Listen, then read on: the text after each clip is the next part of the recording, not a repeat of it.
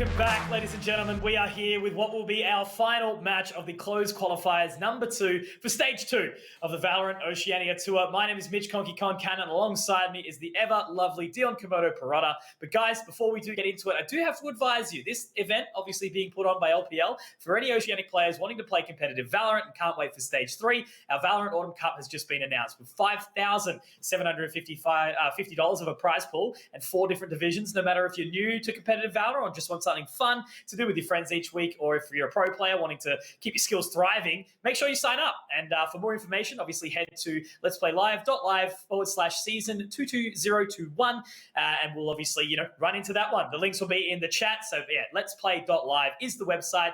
So Dion, we just had an explosive match, obviously, up with the opening. Direwolves taking out Paradox 2-0. Now we have another big one, Nebula versus Tyrant. And given Tyrant's performance that we did get to witness, I think it was Thursday night, these guys could be pretty good.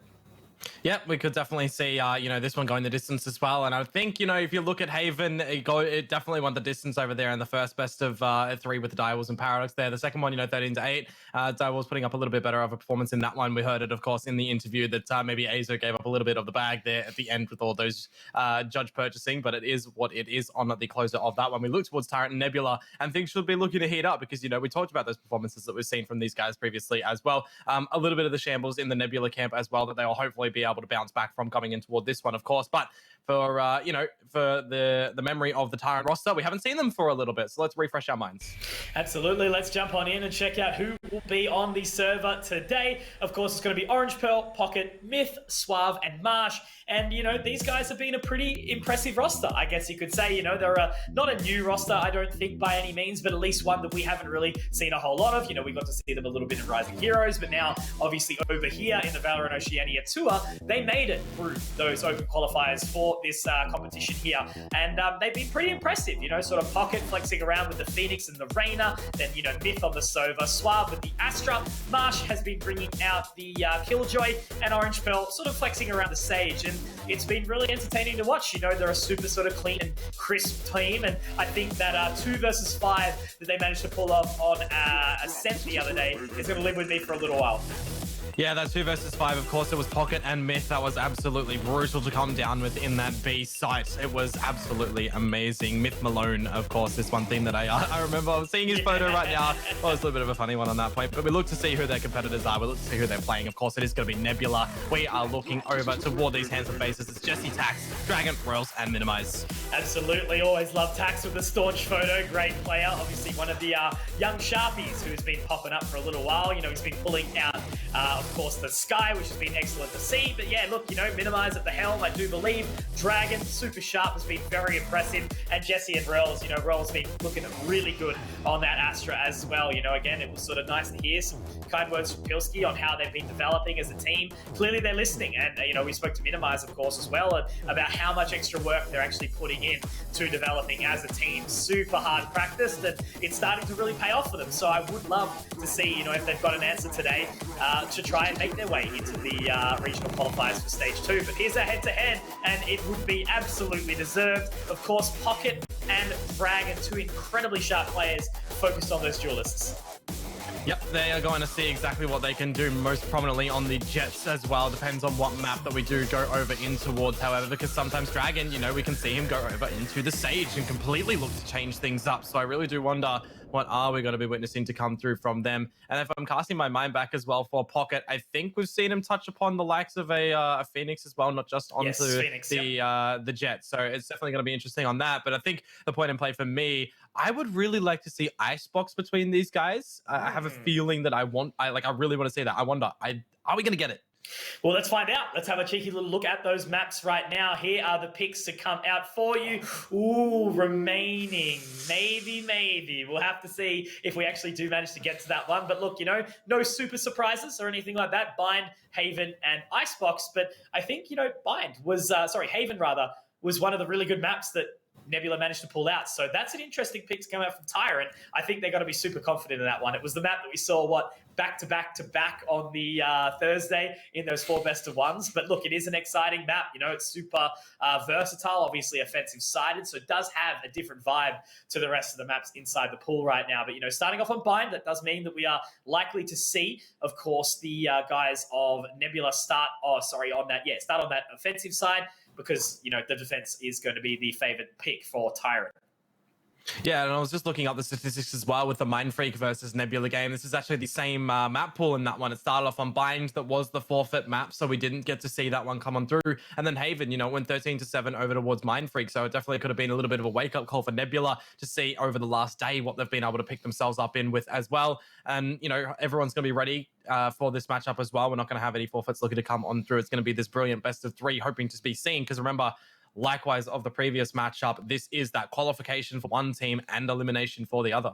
Yeah, so super important. And I'm actually pretty glad, with what we've had today. Sometimes it can be a little bit by the wayside, some teams sort of losing a bit of steam towards the last day, but everyone's hungry. Everyone has been pushing through into this. It's super important because it's not teams that are sort of, been there, done that. It's newer teams that really want to prove themselves and sort of, go up toe-to-toe with some of these other teams in our region and, facing off against the likes of your Order, your Wildcard, and of course, Bliss as well, who's been doing some really good things too. It's imperative for these teams to go up and actually get the opportunity to face off against them. So obviously 8 teams only being in this regional final for each stage, and that's where the points start to accumulate. Order very much at the helm right now. They dominated split number 1 in stage 1, and it's going to be interesting to see if they can replicate that again. Mind Freak, the team that was close to sort of taking them down time and time again, but can never quite press through to it, which I think is a credit to Order. And, so many teams mention, that obviously Mind Freak being a bit of a gatekeeping team, but Order, they just don't make mistakes. And I think it's going to be a team that has to be really confident to try and overwhelm them out of their spot at the helm at the moment.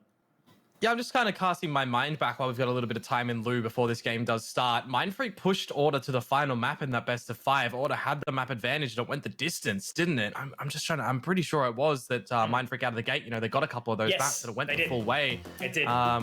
It's something in my head that was really good for them. Like, it was actually a realm in which Mind Freak could have technically won that one with how it went, but Order, as you say, ever so dominating. I guess since Sonics have left and gone over towards Seas, they had some shoes to fill, and, they were the next team to keep on going through and see what they're going to be able to do. But Mitch, you see what I'm seeing? It's Binds. We're ready to get started in this next best of 3.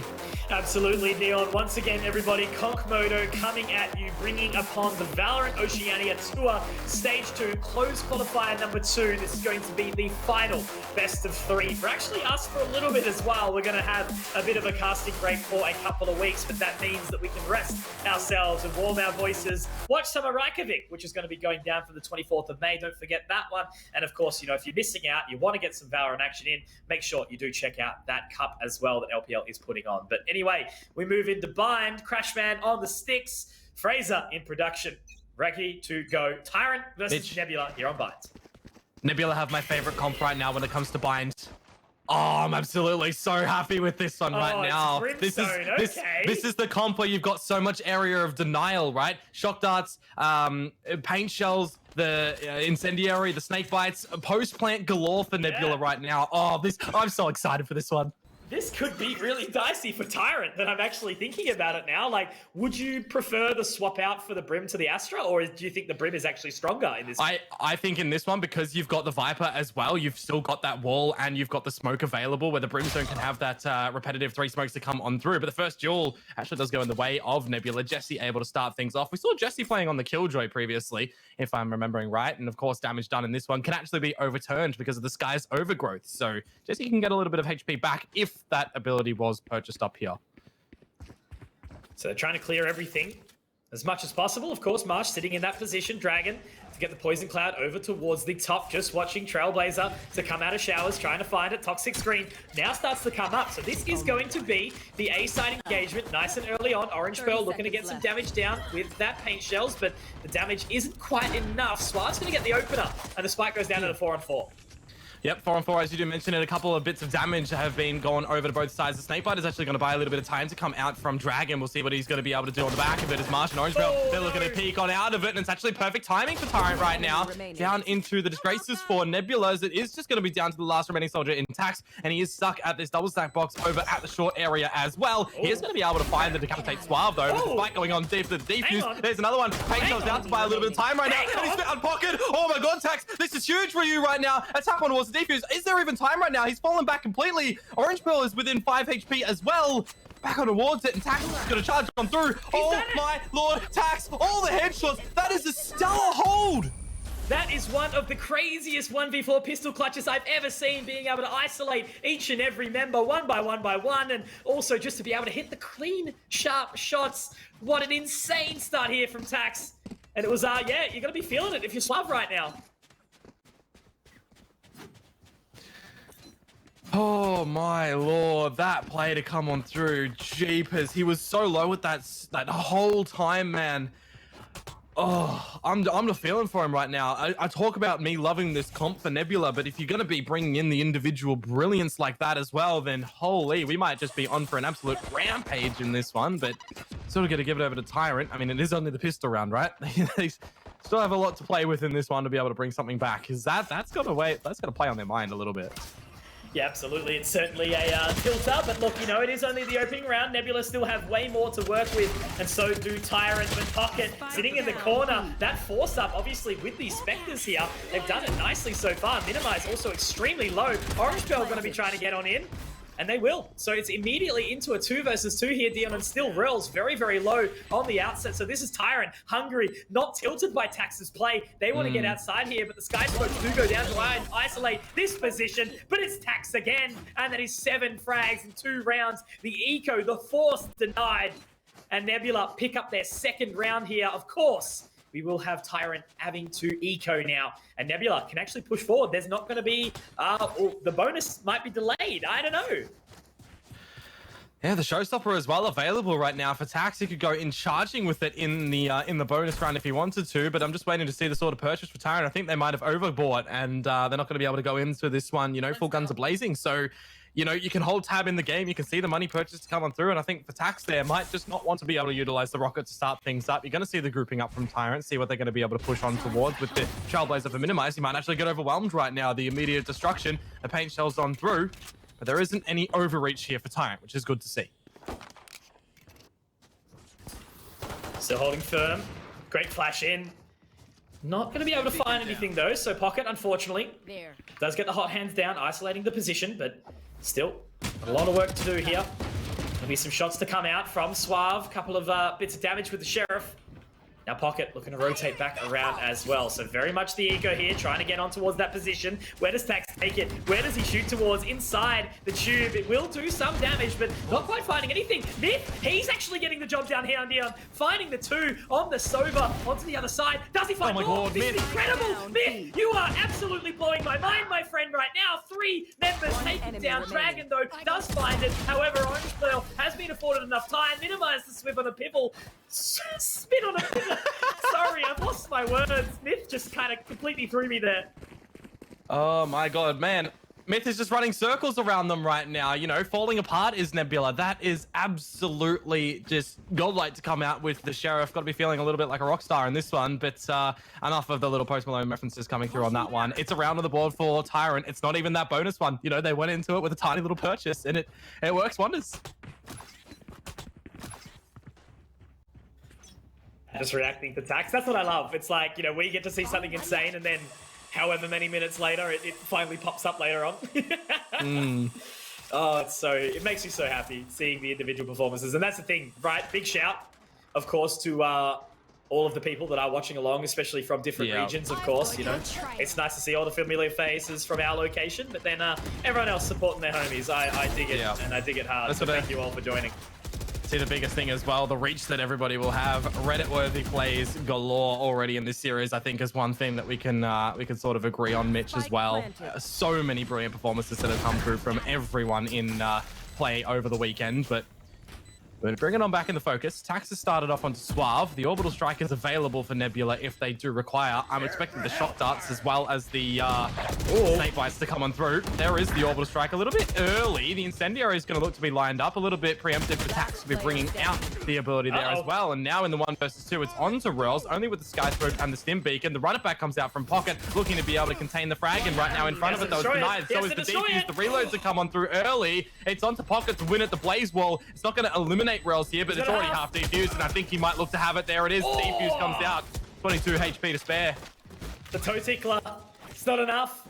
And Tyrant forced their way back in with 2 crazy stuff that we've already seen in the opening 4 rounds of this one, Dion, you know, forcing their way onto the site. Orange Pearl was there with the rotate very quickly inside Hookah. And basically just being able to sort of keep everyone at bay right now. And I think the main factor is so far that we're seeing is in the opening round, we were able to see the kit of Nebula used so well, but they haven't really taken advantage of it otherwise since then, right? You know, sure, the Sky Smoke's being utilized and obviously the guiding light from the sky, but I think there is more that these guys have got in store. Whether or not it's practiced enough or if it's coming in the later rounds, that's what I'm excited for, because as you mentioned, this is a disgusting composition for them, and you know, it's going to be so hard for Tyrant to play around. No, most certainly, and you can already see that the opener has gone Nebula's way with a little lesser purchase in this fresh round. They'll be able to pick up that weapon that was dropped onto the floor as well and slow it down if they need to, but they're looking to just charge straight in toward the site. Tax does have the judge. He can look to get something out through the smoke. Pocket's able to find that one. The hot hand's still available. Orange Pearl bringing out the rocket, though. It's missed its mark. And as the Viper's pit gets deployed, Nebula gets destroyed. Right, okay. Very quick in the turnaround there. Tyrant bringing it back forward to 3. And this is what I get a little bit concerned about, right? Like, you know, the Nebula side, sure, again, it is a very challenging position to be starting on that attacking side of Bind. Bind is very challenging to sort of force against good defense, but, you know, Pocket's been allowed some free reign. Orange Pearl keeps being able to rotate. How do Nebula sort of change this up? They're giving too much space to these defenders and allowing them to find their way around. Whew. Some choppy rounds. Not gonna lie, but hey, they've gone into it with like pretty concisely, all things considered. Hunter's Fury to be deployed nice and early on from Myth on the back of the recon bolt being destroyed. There's a little bit of information from it, though no damage to come out from the Hunter's Fury. So back to the little slow stages of the round. Trailblazer kept at bay, not going to be able to find anything, and the funneling in the showers as well. This is where the judge could actually be quite dirty. Yep, trying to push up. Dragon has taken this control here. He snuck under the trap fire. Well done. That's a very nice pick then. Off the back of it, Orange Pearl is also going to go down. So Dragon, he's just completely waltzed up towards the side all by himself. Finding the frags, Minimize will go down to the hands of Suave, who's a very impressive Astra player from my memory. And now Tax back on that flank, looking to try get the position back. And they do still need to get that spike down. That is the important position here. It's a 4 versus 3 in favor of Nebula still. Myth, though, looking to get that recon bolt out. Tax finding Suave. Now makes it a little bit challenging, though. Tax, he's going to be taken down by Pocket Dion. Now it's challenging 3-on-2. Yeah, and of course, Suave was taken down trying to get out the Cosmic Divide. It's not going to be able to come on through for Nebula. They do have this Hunter's Fury readily available. 2 shock darts as well from Jesse, which he probably wants to use a little bit first. He gets out the tags. He finds Myth through this toxic screen, and now it is all onto Pocket. The Decay in action. Of course, this is pre-patch, remember, so it is 50 damage immediately. Incendiary down onto the Spike is going to buy 8 seconds of time. You can't sit in that one. There's damage, and there is the Snake Bites. This is the sort of cursed approach in this form from Nebula. They are very reliant upon using their abilities to keep that Spike, you know, untouched, and it works wondrous. The only kind of downside from that is they need to make sure they got like at least 2 or 3 of those guys alive in the post lane to be able to cycle through that utility. Yeah, that's it. You know, it's obviously got a whole bunch of benefit, but if it's not played correctly, you know, potentially we see Tyrant really force their way down short to try and break their defenses as well, because that's the only thing, right? Sure, they've got the post-plate utility, but they have to play it from a certain position. If they're able to force down and isolate those picks, then maybe not, it won't be as easy. But look, regardless, you know, Nebula only finding their 3rd off the back from a very large individual performance from Dragon. Tyrant has shown the better team synergy at this point in time on that defensive side. But Nebula, it's tied up. 3-on-3 is a good result. Yeah, it's absolutely brilliant to be able to start off, actually. You know, you think about binds, sometimes it gets a little bit fickle on the attacker's side. You really need to be able to find your footing nice and early, and it seems like they might have been able to do so right now. The curveball's going to go in to try and justify a trade. The second one from Pocket, really relying upon something here, but again, the other trade actually does come out, and it's beneficial for Nebula. The Seekers are going to be now available for Minimize. All 3 players alive for Tyrant are going to be sought down by the Seekers. A little bit of the destruction to come on through. Suave, though, might be in for a rude awakening if Dragon looks to extend on through. There is the frag, and things are going quite swimmingly for Nebula. There goes the smoke as well. Anyone looking to come through is going to instantly be decayed. Over towards the top here. Poison Cloud going to keep them back, and yeah, they're out of there. Absolutely running away with it. So Nebula taking a very, very solid lead here, and I think that's where they seem to be comfortable with it, right? You know, they had their B site offense damaged a couple of times. It's been the A site success, so maybe Nebula are going to rely on that quite heavily now, which means Tyrant will have to overcome and adapt. Overcome and adapt. They're going to have to be doing so with their proper purchases as well. You know, we've seen a little bit of the attempts in the double plays going through the showers just then, but you know, the trades coming through, I almost feel like it was a little bit too early with the satchel charges to come on through, trying to find that first frag. No flashes to go on through, the audible sound cue as well, really giving away the info toward Nebula. And whilst they are trying to hold off on these rifles, they will be able to do so in the end. Nebula dropping 2 players at the closure. But, you know, if you look at things in the grand scheme right now, Mitch, you are kind of keeping eyes over towards Tyrant to see if they can sort of make things look equal at the half. Because right now, Nebula, they are definitely feeling it and starting to slowly build up a little bit of this economy. For sure. Going to overpower Tyrant a little bit, right? You know, that's the thing. Even if Tyrant do everything that they possibly can, if they don't have the weapons to fight back, it's going to be very tough. So that's sort of the thought right now, you know, maybe even for Tyrant, despite it not being a very far ahead position, you know, maybe we need to look for a potential pause or something along the lines to discuss what needs to happen. But that's Pocket taking matters into his own hands, pushing down short and finding Dragon. So one of those players that can very much sit back in the post plant will go down. We still do have Reels, though, with his Molotov. And, of course, the... oh, Jesus, what's it called? I haven't seen a Brimstone in so long now. The ultimate... Which one? Orbital Strike. Orbital Strike, that's the one. But Reels, he gets 2. Yeah, Brim has been, like, very rarely used lately, hey? More so the Astra, yeah. Brim Chad. Omen more Chad, though. I don't know, man. The new meta with the Viper, Brimstone is kind of nasty with it as well. But, I mean, yeah, Astra over Brim if you're thinking about it. But, again, I just love the concussive nature of Nebula's composition right now. Just the amount of time you can build around a post plant as well. Like right now, they've lost 3 players. They've still got the Brimstone for the Incendiary, the Shock Darts for the Sova, the Hunter's Fury, and the Orbital Strike. Like you think about just how much time that buys, even though they've lost like most of their squad and they're at a disadvantage. You just are extremely looking over towards Tyrant in this round, who are taking a lot of time actually right now. You look to where the Brimstone's playing from up in the heavens, and you look towards U-Haul as well right now. Like Rels and Jesse, they're just playing these positions quite nicely. Time is really starting to tick away. Okay, how do they lock this down? That's the Cosmic Divide going in now. Jesse is going to find the opening pick onto Suave, and the Orbital Strike to come down. That's basically done and dusted. Rels is going to miss the shots, but it's not going to matter here. Jesse, okay. Myth getting the job done, but it's not enough time. 5 seconds, 4 seconds left rather. And that will be Nebula picking up another round. So unfortunately, Marsh just has to sit back and wait.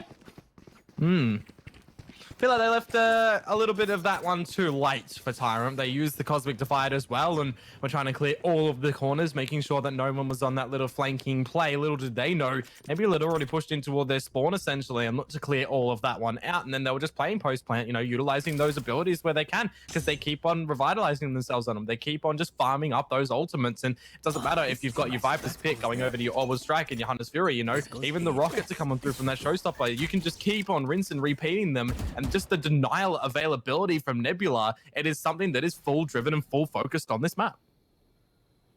Dragon trying for the sneaky again. Looks like Marsh is kind of ready for it this time. We'll gather some information on towards the way back. But just waiting this time. Happy to just sort of relax on the back of it. You know, it can be very hard to overwhelm these positions when the Cypher does lock it down. Aldro now to go in towards long. How do they force in front of this? This is going to be potentially a nicely fighted curveball. It will, but no, it's not going to quite find enough. Pocket has to hope to go back in for this, but that's going to be the Hunter's Fury to come out now. Pocket, will he be tagged up? No. Does manage to get back, and he's got the runner back available as well, Dion. Now, they start to charge their way into B, but it's going to be tough to defend. Pocket has to go nuclear here. Pocket has to do something really big with Suave. 2 of these stars still available as well, of course, but it's going to be the pick out from Pocket, destroying in the guiding light. Took a couple of the bullets in the mix of Suave. Suave's actually managed to line up 3. Now it's on the Dragon to see if he can bring something back. 1 versus 1. Neural Theft is available as well right now. A little bit of a marathon to be run out from Marsh. I think with the body's timeout as well, he might not be able to get this one out, though the Poison Cloud elevated a little bit. It will fade away. Lots of numbers still on this ticker. He's just waiting to see the time. Will Marsh think it goes back over towards A? Dragon has no idea as well where Marsh is. And when the camera's still in Marsh's possession, it's not over the site. The Viper's Pit's going to come on through. This gives away info. Now looking to go on for the plant. The charge up actually comes in through from Marsh. It's going to be really interesting to see how this one unfolds.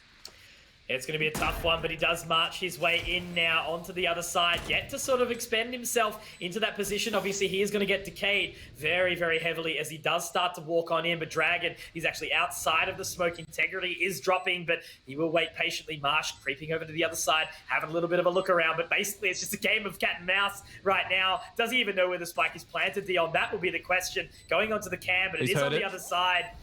Dragon playing this to perfection now, but does he go in? Yeah, he's just going to even put the Viper's bite down, and there you go. 1 HP, ticks it with his toe, and that gets the job done. That's Viper's a little bit, yeah, a little bit poisonous at the end there. Yeah, it's just so toxic when you think about it. Like, no pun intended. Just how it's played around it in that pit. You can go in, you can go out. You take their HP down relatively low to 1 HP or 2 HP in that point when you do stick in it, and then all it takes is the Viper's bite onto the floor. You wait like 1 tick of the server and you are gone. It's just really, really well played from Dragon at the end there as well. You know, usually when you think Dragon, you think Jet, but nah, man. Like, him getting out this Viper right now, playing the kit to, you know, pretty much perfection. That ceiling has been hit from him, and it's just looking really wonderful. That's the thing though, right? You know, there's so many times where we hear, oh, this thing's overpowered, this thing's busted. It's like, sure, I agree that Viper needed to be nerfed. And again, just for everyone who's not aware, Viper now, the decay is instead of down to 1 HP is 30 HP. So it makes it much more sort of even.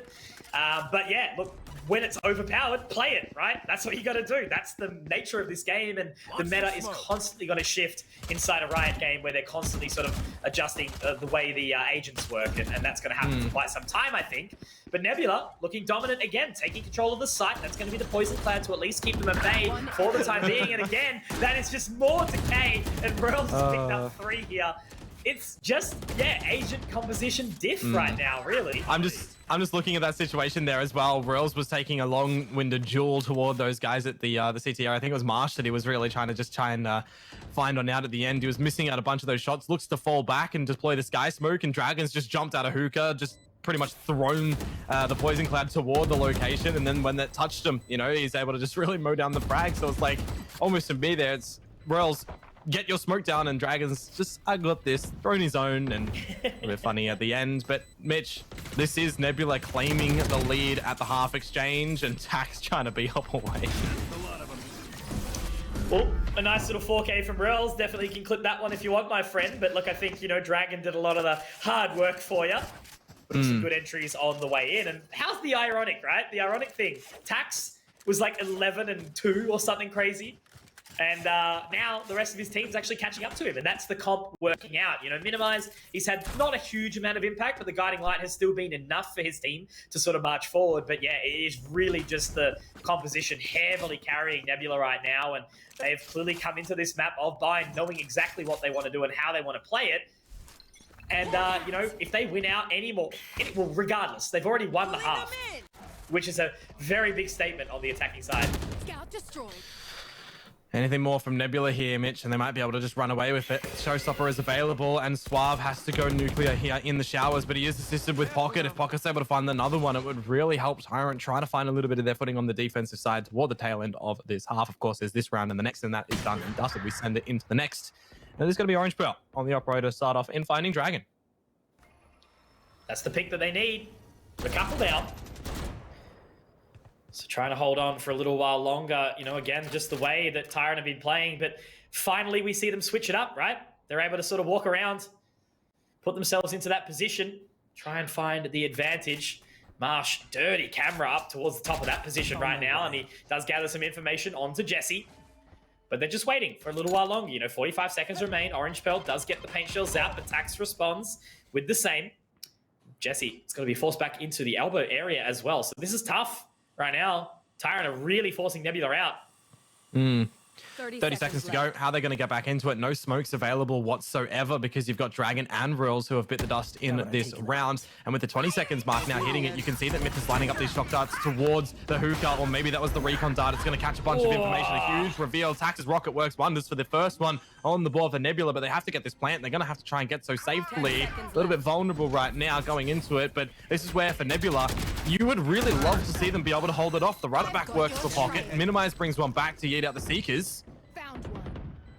Big play. Now Pocket, he's been spotted out as well on the other side of the run it back and inside hookah. Jesse does take him down, and unfortunately it is all onto Myth. He went nuclear on the site in one position, but now with that spike down, with the shock darts going out, they move the unit. Oh no, they line up though, Dion. Exactly, it's going to make it hard. Myth still alive with so much HP. The spray goes down, but there's the overgrowth, does the damage, has to tap on again. He's done it. Does he have the time? He does. It was half ticked, and Myth has clutched it out for Tyrant. What a huge round. Big round to come through. You almost feel like maybe Nebula slipped up a little bit there. You know, had a little bit of utility they could have thrown on toward it. Again, Myth had some shock darts that he could have sent their way as well. But yeah, the 2 versus 1 situation, they really just wanted to make sure that he got off the spike, and the containment from him, it was just ever so narrow driven in focusing on those frags, and he is able to find them at the end. And another round will be collected after Tyrant, or for Tyrant, after Nebula went on a little bit of a rampage for 5. This is a nice spot.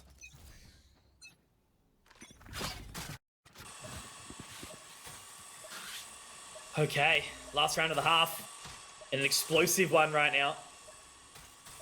Marsh only opting for that judge just onto the other side. They break it down, but there we go. Tax has got an answer for it.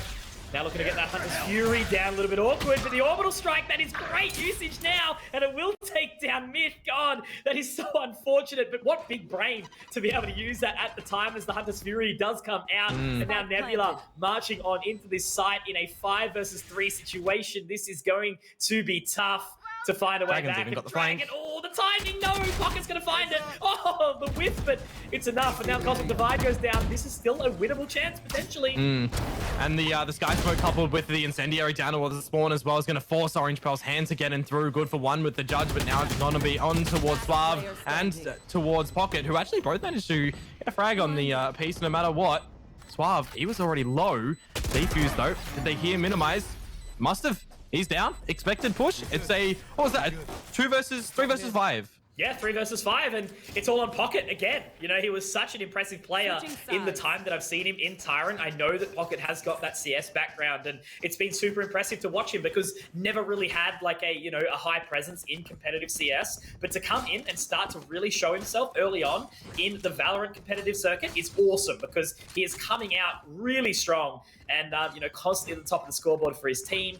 But no, man, look, I think, you know, with a little bit of work still, again, this Tyrant roster can be huge to, you know, witness the way they sort of bring it out. I think they are slowly starting to adapt to this meta a little bit more. But right now, you know, I think it's a good opportunity for them to look back. We heard from Minimize. They've been watching other regions and how they play Valorant. And I think that's super crucial. You can't just sit back, you know, resting on your laurels, playing the same compositions over and over again. You also need to take an expansion out to the rest of the world and see how they're so good. And I think that's what a lot of people have taken inspiration from, you know, Korea and Japan, for example.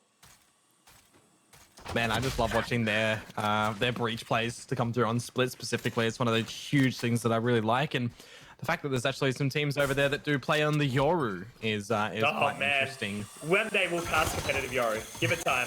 One day. Oh, Also, no, we're Tax, casting. Tax. Okay, he gets it. He falls back, and these paint shells do go by the wayside where they do miss, which is a little bit unfortunate. But I mean, casualty already in this round, right? Nebula, they've kneeled. Because this is still an opportunity, right? Tyrant can still bring this back. I mean, they're pushing against the odds. It's going to be very challenging to overwhelm, but that's the thing though now, right? You know, Nebula now have to use their very much like post-plant utility in a more defensive nature. On this side, obviously, they don't need it to sort of, you know, hold off any defusals. They've got to use it to sort of force back these members, and it's going to be Tax to open up. You know, he was almost taken down by the Boombot earlier on, but has managed to at least find 2. Still has some weapon, some bullets, sorry, left inside that Frenzy. Now onto the other side. Does he isolate this position? Suave's actually planted inside the tube. So Nebula, they fought back despite being at the disadvantage, and now they're at 4-on-3, Dion. Tax, though. Tax has found his third in the round, and with Rurls finding that, Tax for the 4K on the Frenzy, just staring down the barrel, they're able to absolutely obliterate the boys over on 8 Tyrant, frags in and 2 as pistol well. rounds. As well, yeah, Dragon with the toxic screen going up at the right point, you know, tickling Tyrant's HP there. It does assist a little bit, but yeah, I mean, as you just mentioned, that is a big statistic, right? Pistols, Tax, more kills than all the other half. 8, I don't know, 10, nearly. Yeah. But that's huge, right? You know, pistols have such a big importance in this game. The way that Valorant is still played in the current meta, I suppose, you know, it's very much win out the pistol and then obviously buy up, you know, the Spectres, the Bulldogs, the Sheriffs into the second round, maybe even holding on to the Ghost or the Frenzy, and then playing that bonus. So a, you know, well-found pistol round can really set up the pace of the half and allow sort of, you know, either snowball or denial. So really, really important. And Tax has, you know, played it to perfection. Minimized, though. Oh, it does live on. He's got to get out. He does get some info. Yep, Guiding Light goes out, but he doesn't rotate around. Tax is going to find more, and he did it just previously as well. Oh, my Lord, Tax. Oh, my God. Tax. He had seven frags in 2 rounds, and now he's done it again. Yep. Now it's all down to the last remaining soldier for Tyrant, and Orange Pearl's already been seen, and Tax is just going to extend on out. Back-to-back 4Ks to come on through. Confidence frags from your duelist on Nebula, though. We've seen a lot of aggression from him in the first 2 rounds as well. Now's the sort of time when the rifles start to really become repurchased time and time again. You would look to see him fall back just a little bit. Be more passive.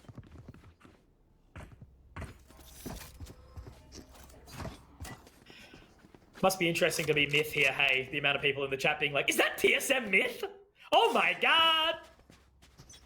Good claim to fame, especially when he did have that big round. Tax. Okay. Straight on down, talk nice and hungry. Oh, no, nothing. He did tag up, though.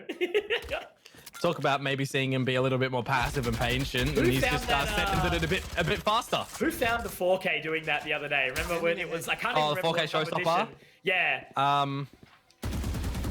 Who Satchel was it? down towards short, getting it in the Pretty sure right I've side. got it written in my other book. You would, yeah, you'd have it somewhere. I can't remember exactly who it was, but it was so fun to watch. Yeah, it's in my other book. No info gathered off the back of that Guiding Light. Orange Pearl just sort of having to fall away. Nebula, they're very hard stacked over towards this position right now. Orange Pearl is going to be spotted out by the Recon Bolt. Dragon wanting to find his way in, but yeah, look, you know, it is going to be super important for Tyrant to find sort of something off the back of this round. You know, they have to punish Nebula for being in the bonus. They were able to do barely any damage in the previous as well. So this means that the bonus is like, you know, some of the strongest it could be.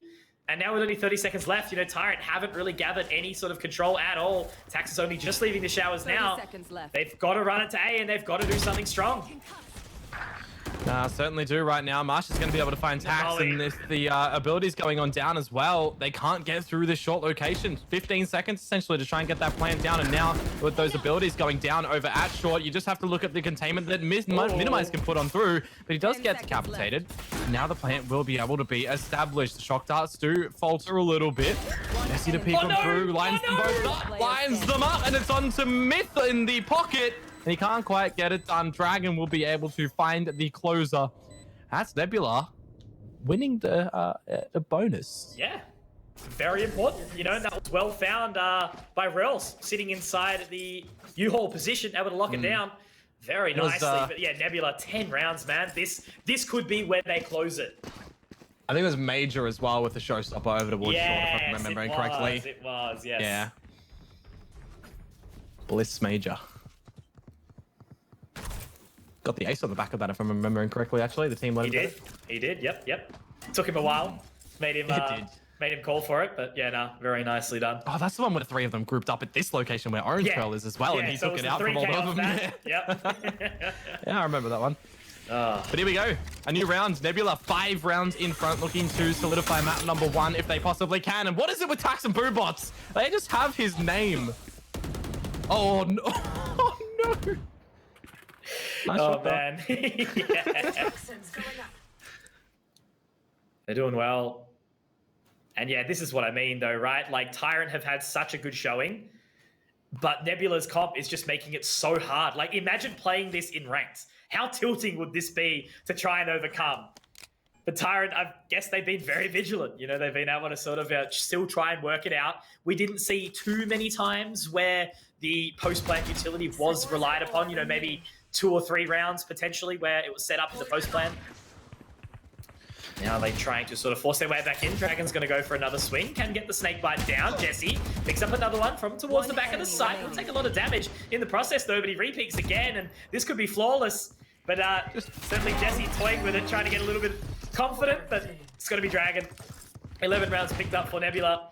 And off the back of that, Dion, if Tyrant don't find this round, I think they may as well close the door and go next. Yeah, look, potentially G go next, go in towards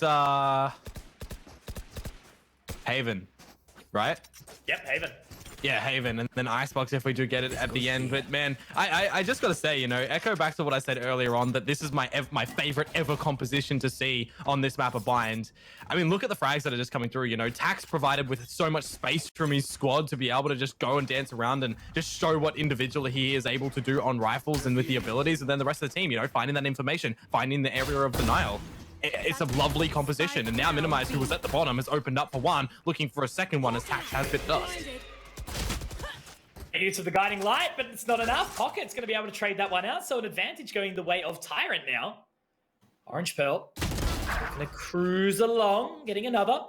It's a good advantage here.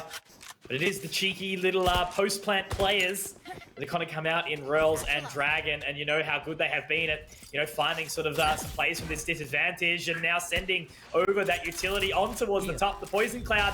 Oh no, hang on, that's the Molotov. The incendiary and the snake bite. Yep, that's it. So cheeky, but Orange Pearl straight in the face. Look at that, okay. You love to see it. That's him saying, screw your utility, I'm coming in. I absolutely love that though, that they've got all the lineups as well. It's so smart. It makes sure that they are doing their homework, they're doing all their research, and just making sure that the fundamentals are there for your agent kit as well, right? Making sure that you are able to use them to their utmost potential, and is really good to be able to put forward for Nebula. However, I have to give very good praise towards Tyrant in that round. You know, they were able to cancel the aggression that Nebula were looking to try and send out, and realizing what was happening in amongst that round. They see the trajectory lineups of those abilities. They know exactly where the remaining Nebula players are. They act accordingly in finding over those frags. Orange Pearl even did it with a little bit of style. Orange Pearl. Once again, cruising on in. He's done quite well to sort of take that control of Hookah time and time again. And, you know, Nebula haven't really been looking to punish it, but I suppose they haven't needed to.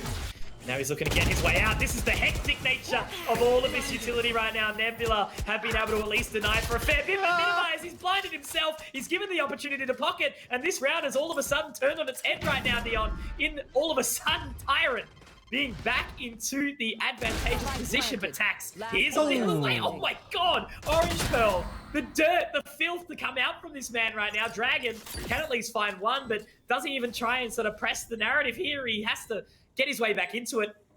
But only 11 HP. It's going to be tough. Definitely looking to put pen to paper right now and give us a bit of a story. That is for sure a tap on toward the defuse as the wall does come on out, but the gravity well keeps him contained. It forces out the runner back at least. So I guess in the grand scheme of things, you've brought out a lot of these abilities from Tyrants in that round. They had to use the Cosmic Divide. They've utilized the runner back at the end there as well. They only do have the Neural Theft available, and nobody else is close whatsoever to the rest of their ultimates. Where Flip It on over Nebula, they've got 2 available, almost 3 with Rails being 1 away from the orbital strike.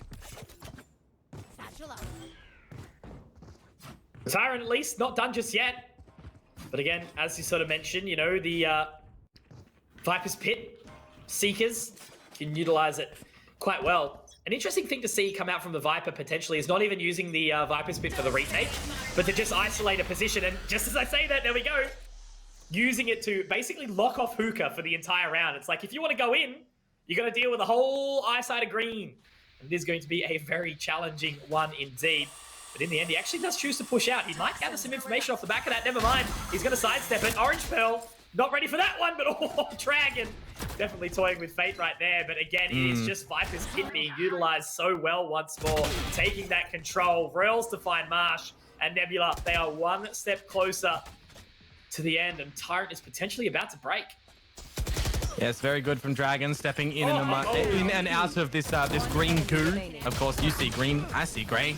Now it's down a pocket, good for one. See you later to another day. Nebula, they find map point.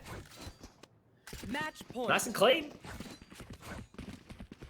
So Nebula, again, sort of just diffed out by the composition. It is so hard, and that's the thing about Bind, right? You know, it is a very challenging map to overcome, and you need to really have your sights set on strongly to what you're going to do and how you're going to achieve it. Very, very challenging to find. But regardless, you know, I've got to give it to Nebula, because if you can win in the draft, you know, I guess that's sort of... I'm taking a lot of... I guess, inspiration from League right now. You know, obviously I do have a feeling that Riot are going to send some sort of tendencies towards this game. Ultimately, as more agents come into the pool, we are going to be seeing those pick and bans, I would assume, as well as the map. Exactly right. And that's going to make it really challenging. You know, when you find an agent that's OP, it might sort of make it difficult. And I think that's something that's going to be really exciting. And, you know, quite commonly inside Riot, like in League of Legends, you know, I've been watching a lot over in Iceland right now, is people saying they've won in the drafts. They've won just by the champions that they're having to select. So I think that could be a possibility in this game. But Minimize, he's already down long with the operator on Sky. That's where he's at right now. He got sent into not the Shadow Realm, essentially, through the teleporter, and as his body is reconstituted, it's able to find a frag, and now attacks on towards Orange Pill. This is going very, very nicely for Nebula right now. It's on towards Pocket and Suave to see what they are able to bring back. They open up for one. Then Jesse gets the trade. Orbital Strike forces Pocket's hands, and there's just too many angles, and they do have it, folks. It's 13-7 for map number 1 in this best of 3. And man, I gotta say, again, just echoing through what I've said, I love that composition that Nebula put through. It's so disgusting, man. But look, it's something that's well practiced, and I guess a credit to Nebula, because it means that they are putting in the work. As we mentioned, you know, we spoke to Minimize only a couple of days ago, where he did break down that they have been trying out some new things, and it's clearly working out for them. Super proud to see a team like that really taking it to the contest. They did fall by the wayside, you know, yesterday, obviously, but that could have been a different result if there wasn't that forfeit. So, you know, this time rather, they're on time, they're in the server, and they're winning out the first map, you know, in quite a dominant fashion. So 13-7 is the victory. Guys, we will be right around the corner with, of course, the next map, which will be Haven. Don't go anywhere. Thank you all for watching, and we'll be right back just after this break.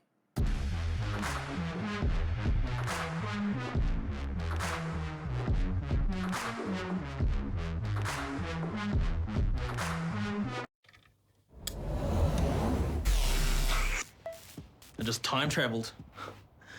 Today's a big day for past me. He just got the latest Vodafone broadband with super Wi-Fi. Wow. Which finally means Wi-Fi in all 4 corners of the house. What? Even there? I've got Wi-Fi in the garage. Yeah, we do. See ya. Oh, it's still in the garage. Yeah. Super Wi-Fi. Wall-to-wall Wi-Fi guaranteed.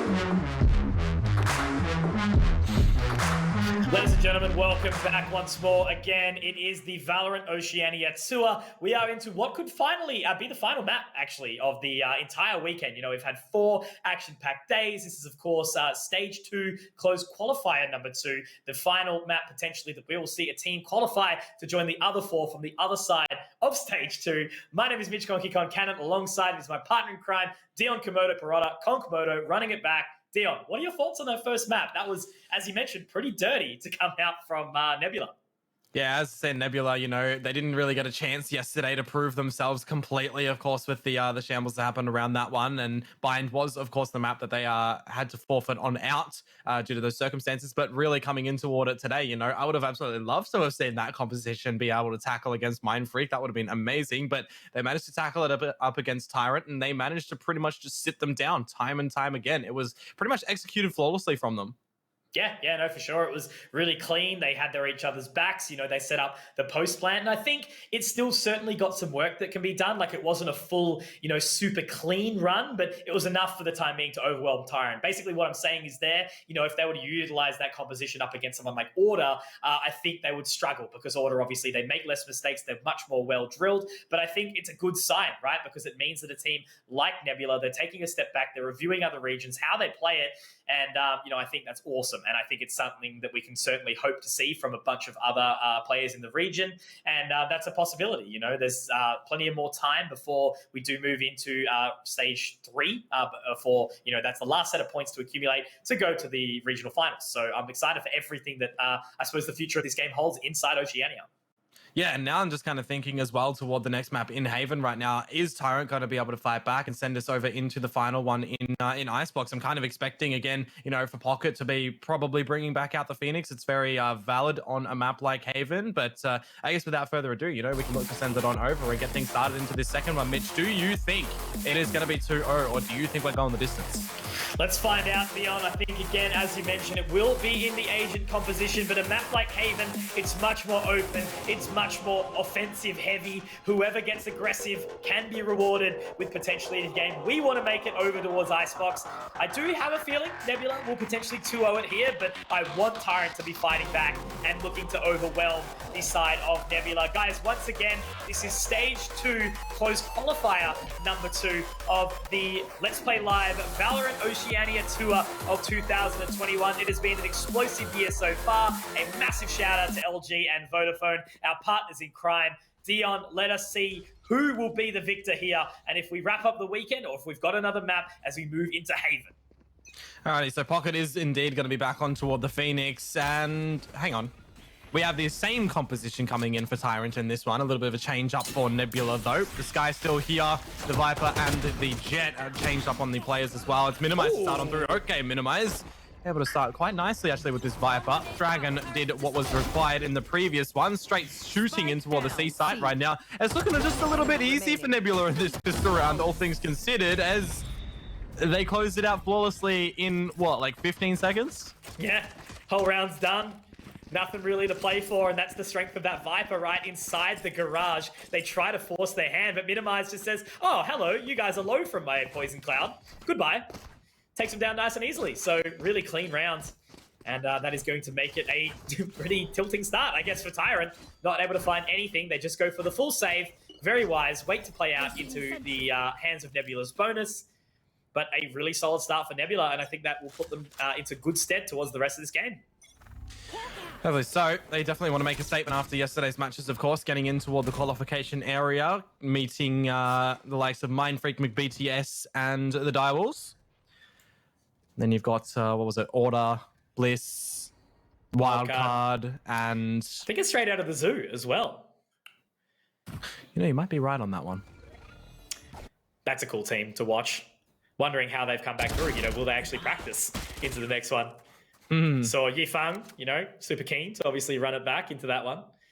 But, you know, they're an exciting team to watch as well. I think they're really cool. And, you know, I guess it's so, because they don't prac, you know, it's so hard to actually know what they're going to bring to the table. Certainly correct in that one. It looks like onto the table right now is a little bit of damage to come on through as the Snakebite is going to catch a frag on towards Marsh. It's not going to be able to be loaded into the kill feed, unfortunately. Still a I'll observer's bug that sometimes does come on through. Oh no, actually, that's the one from the toxic strain getting the frag, isn't it? The Yes, it is. the square. Yep. There's no icon for it. I don't think at this point in time. Spike down mid. Rito, Only dropping one. We'll take that. Yeah, nice and clean. Nebula able to go into the next round of the bonus pretty happily. How do they play it out? What have they got? So Dragon still with the Marshal. Looks like Tax is actually going to invest into the Vandal. Does go over the top a little bit, but still being around 1.2k. There's a potential to actually pick up something off the back of that. Jesse's only going to be dropping down to... Oh, no. Okay, looks like Tax is going to sit back on the Bulldog. Nice and smart. Jesse just with the Frenzy.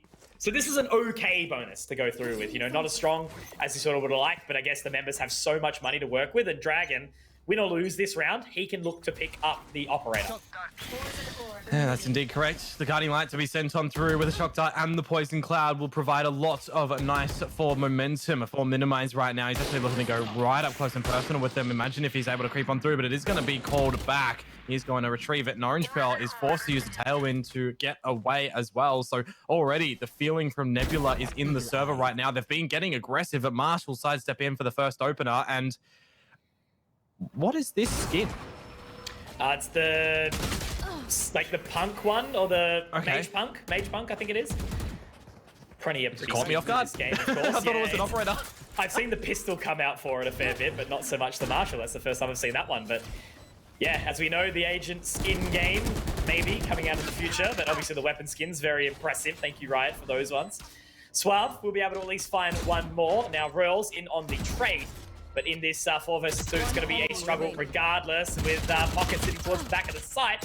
Royals does get another, but he's taken down very low, and Marshall will be able to trade it. So Tyrant, a nice and clean round, countering the bonus. However, Nebula, as we spoke about, win or lose, we're going to see that Operator come out for Dragon. He's going to pick up that one nice and happily, going just for the light shield, but at least it's enough to sort of back him up.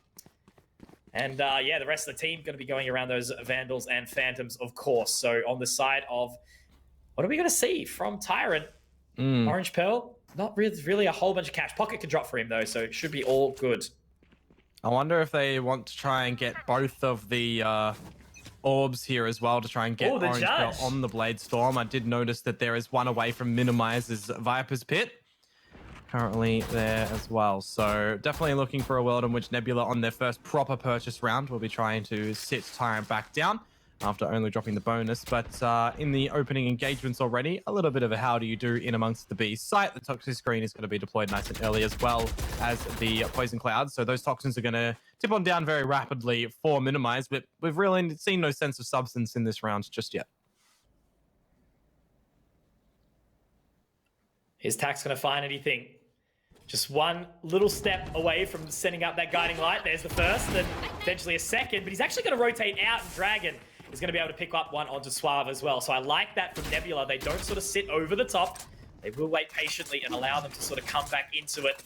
And it looks like Orange Pearl not sort of happy to over-aggress that, just going to sort of sit back and, you know, look to sort of retake a different position of the site. Marsh still has the spike in hand and getting up aggressive in towards short. So clearly they need to end towards A, regardless of how they play out the rest of this round. Yeah, almost just funneled in full focus over towards that area, aren't they? The containment that's been put up as well for Nebula. They've still got the 2 players in amongst that site right now, and just making sure that they do check out the other sites. It's going to have to be a very large and in charge entry from Tyrant, and they've got no real time in case things do falter. So 10 seconds essentially to get this spike down right now. And Dragon, he can stay posted on this line even though he gets revealed. Will choose to fall on back, and the plant will look to go on down. Mid able to find on 2, however. Now we've actually got a bit of a better round on our hands. Yeah, a bit of spice coming back into the spice rack here as Nebula do lose a couple of members in this situation. Of course, making their way out. Jesse will be at the helm. Another member going in towards Heaven, but locking it down. Myth has already done big things in this round, and now as the turret does go down, bit of a body block, but there's the utilization of the Vipers, the snake bite over the top. Now Orange Pearl, a little bit awkward of a situation. They're going to line up for him at Royals, gets the trade back. Now it's all onto just Royals in the 1 versus 1, and he will just have enough time to lock it down. The defusal comes through, and a great re-entrance into the site from Nebula. But look, I've got to tip my bonnet to Tyrant in that round, because Myth made it possible for them to even find the site alone. Yeah, he was certainly putting a little bit of fuel back into the fire for Tyrant there, but I guess for Nebula, they just had the water to douse that one out, and it does work out nicely. But again, you know, it's kind of one of those rounds where you kind of wish it would go over towards Tyrant as well. You know, they are on the back foot right now. They're a map down. This one we want to keep contained on completely. I really would like to see Icebox between these two as well. But again, you know, definitely welcoming in the fact of a 2-0 if it is being, you know, extremely well deserved. And for what we've seen from Nebula so far, it would be very well placed for them as well.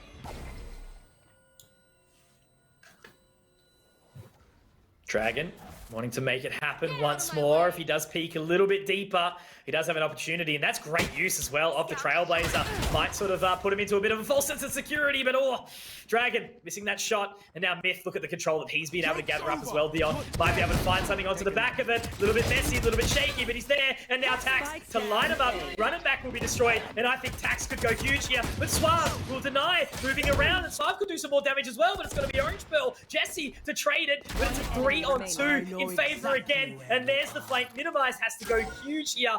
It can go nuclear, living up to the name of Viper. But of course, with all that utility available, there is still Marsh, the linchpin inside mid. 1-on-3, can he do it, Leon? He has to go extremely radioactive in this one as well. Be ever so toxic as the snakebite looks to clear under towards Heaven into Hell. The second one to keep anyone at bay. We're going to come through Poison the cheeky little side spawn. He does have the poison claw, but he's just tried to bait out the tap and get Pocket in toward the vision. It's in the vision, but it's not in the frag department. So Tyrant, they enter back to get another one on the board. And I think with the amount of damage that we've seen to the economy of Nebula, they might have been in this one for a bit of a save. We could still see Tax sell back if required. I mean, he is one away from the Seekers. Dragon's one away from the Blade Storm. So they could, like, force up if they wanted to and go in with haste, but it'll be better for longevity if they do look to be on the eco state right now. Yeah, definitely. I think that's the sort of the important thing, right? It's sometimes even these sheriffs, you know, might not be that worth it, but I trust it in the hands of Tax. And also, you know, not over-investing either, so he's been able to pick up that in the light shield. Now they're going straight out mid to try and find something. Pocket, though, will be the denier. Minimize just onto the other side. Doesn't quite spot out Orange Pearl, though. He's been doing really well to avoid this DK damage. So just sort of waiting now onto the other side. I think, again, you know, Nebula have done well so far on this defensive side, not needing to overstep, but that's a great shot to come out from Tax, so at least they tickle it. 3-on-4. Oh, looking for some more damage on the back of these pistols right now. Ooh, Dragon. Looking for something. Dragon could actually go massive right now as well. The first one. The Suave's able to find it. So the Blades will be put to rest. Tax has found one frag on the board in this round already. We'll be looking for the ace if ever possible, but it looks like that his name's already up right now. Marsh will be able to find it, even though it was looking the wrong way. The adjustment will be there. So Tyrant will equal things up right now, and they will look to also shut down the next purchase of Nebula and really try to gain a bit of a lead in this one. Yes, this should do. So at least tying it up, you know, good sort of money in the bank account for Tyrant. I think it's going to be a real big challenge for Nebula to try and break that situation. And as we know, the sort of way that Haven is played out right now, still sort of offensive team-sided, I guess you could say. It's not like 100%, maybe 50-50, but it's definitely sort of, you know, teetering more towards who can get more aggressive. And I feel like just the way that this map is structured, you know, with the 3 sites, it's so hard to play your normal defaults, you know. You have to sort of at least fizz away from one of those ones, you know, either take control of a certain bit of real estate on the map before you do set up your structure, or just completely forgive it altogether. But onto the other side, you know, Jesse's going to be forced away by this Cosmic Divide, and it should very well be a 5-on-5 retake, as that spike will be coming up into the hands of Suave, I believe. No, Myth. And he's going to get that planted, but Dragon, he's in a bit of an awkward spot here. Yeah, and of course the lockdown is going to come out for Nebula as well. I wonder if we do have any cheeky shock darts to be coming on through. It's actually going to be the Hunter's Fury that'll be provided on toward the lockdown. Myth is actually going to catch Rails in the part, and now Jesse also taken down. It's a little bit chaotic in amongst the side, but it's going pretty swimmingly for Tyrant. Just down to Dragon, trying to escape. The Classics being brought on through as he can't quite get anything out. He survives for a little bit in the attempt, but Tyrant, they do win out the round, and there you go. They take the lead as well. It's been a little bit since we've seen them in the lead. Yeah, but it's good. Like, it's a well-earned one. And now the eco coming out for Nebula. 1 second, peeps. They've got the opportunity to really start to force this one back and cement themselves, Tyrant, in this map of Haven. Of course, it is their map pick too, so they've clearly picked this one for a reason. Took the L from Nebula in the previous map with such dominant performance on the back of their agent selection. And, you know, again, Nebula still, they have a very, very, you know, tilting agent comp. So it's, you know, a credit to Tyrant for doing so well and keeping their composure so far. They've been good with their trades and side control. Yeah, a little progression for Tyrant right now as well. They're just making sure they're not going to get trounced upon by a cheeky little Nebula push-up or a little bit of a gamble stack. Just making sure everything can be covered on off. They'll get a bit of a reveal onto Tax in turn as well. Revealed on the Marshall purchase that he's been able to come on out with. But Jesse is going to be the first fallen soldier in this round, and that's going to be the entry point for Tyrant in toward this C site. Minimize will try to get through the snake bite. It's not really going to do anything too dastardly in this one. So the plant will look to go down for Tyrant here, and they're just going to look to try and close out the round. Still again in another good situation. Overgrowth will be used for a little while. Blade Storm still up and available, but look again, you know, they don't really need to overstep right now. Tyrant can just sort of sit and wait, play it as a unit. The Guiding Light will get some information over the top. Pocket we'll be able to at least find something else, but just the tag up damage right now. Orange Bell, good with the trade. Mac's able to find it back, so it's still not, I'm going to call it, a winnable round as Orange Bell does sort of force his way in, but at least they've been able to find some damage, chipping at the economy of Tyrant. The other two members, though, all the way down long. And, yeah, they're going to be able to find another round, so Tyrant bringing it up to 5. Bringing the gap out now to 2 rounds, Dion. Indeed, 2 rounds extending out just a little bit. Nebula will be able to come back with a purchase in the end, but you got to put up the props to them in that too, right? They get 3 frags at the end. It, for whatever means, doesn't really impact the economy of Tyrant whatsoever. They are very far forward, all at that 9k mark that now they can just reinvest in towards. They saw Suave purchase up a cheeky little Ares at the beginning of this round, but we're not going to be seeing anything come through in that nature. Actually, in not even seeing Ascent today, Mitch, it means that we have none of those Sova Odin spams coming through, the likes of your B main, which I actually kind of welcome in. I think that's quite cheesy myself, but sometimes it is valid. Paper thin walls and such. Nebula, though, they are, of course, afforded another purchase coming through. Very promised on this operator, too, if they can start off things nicely with Dragons up.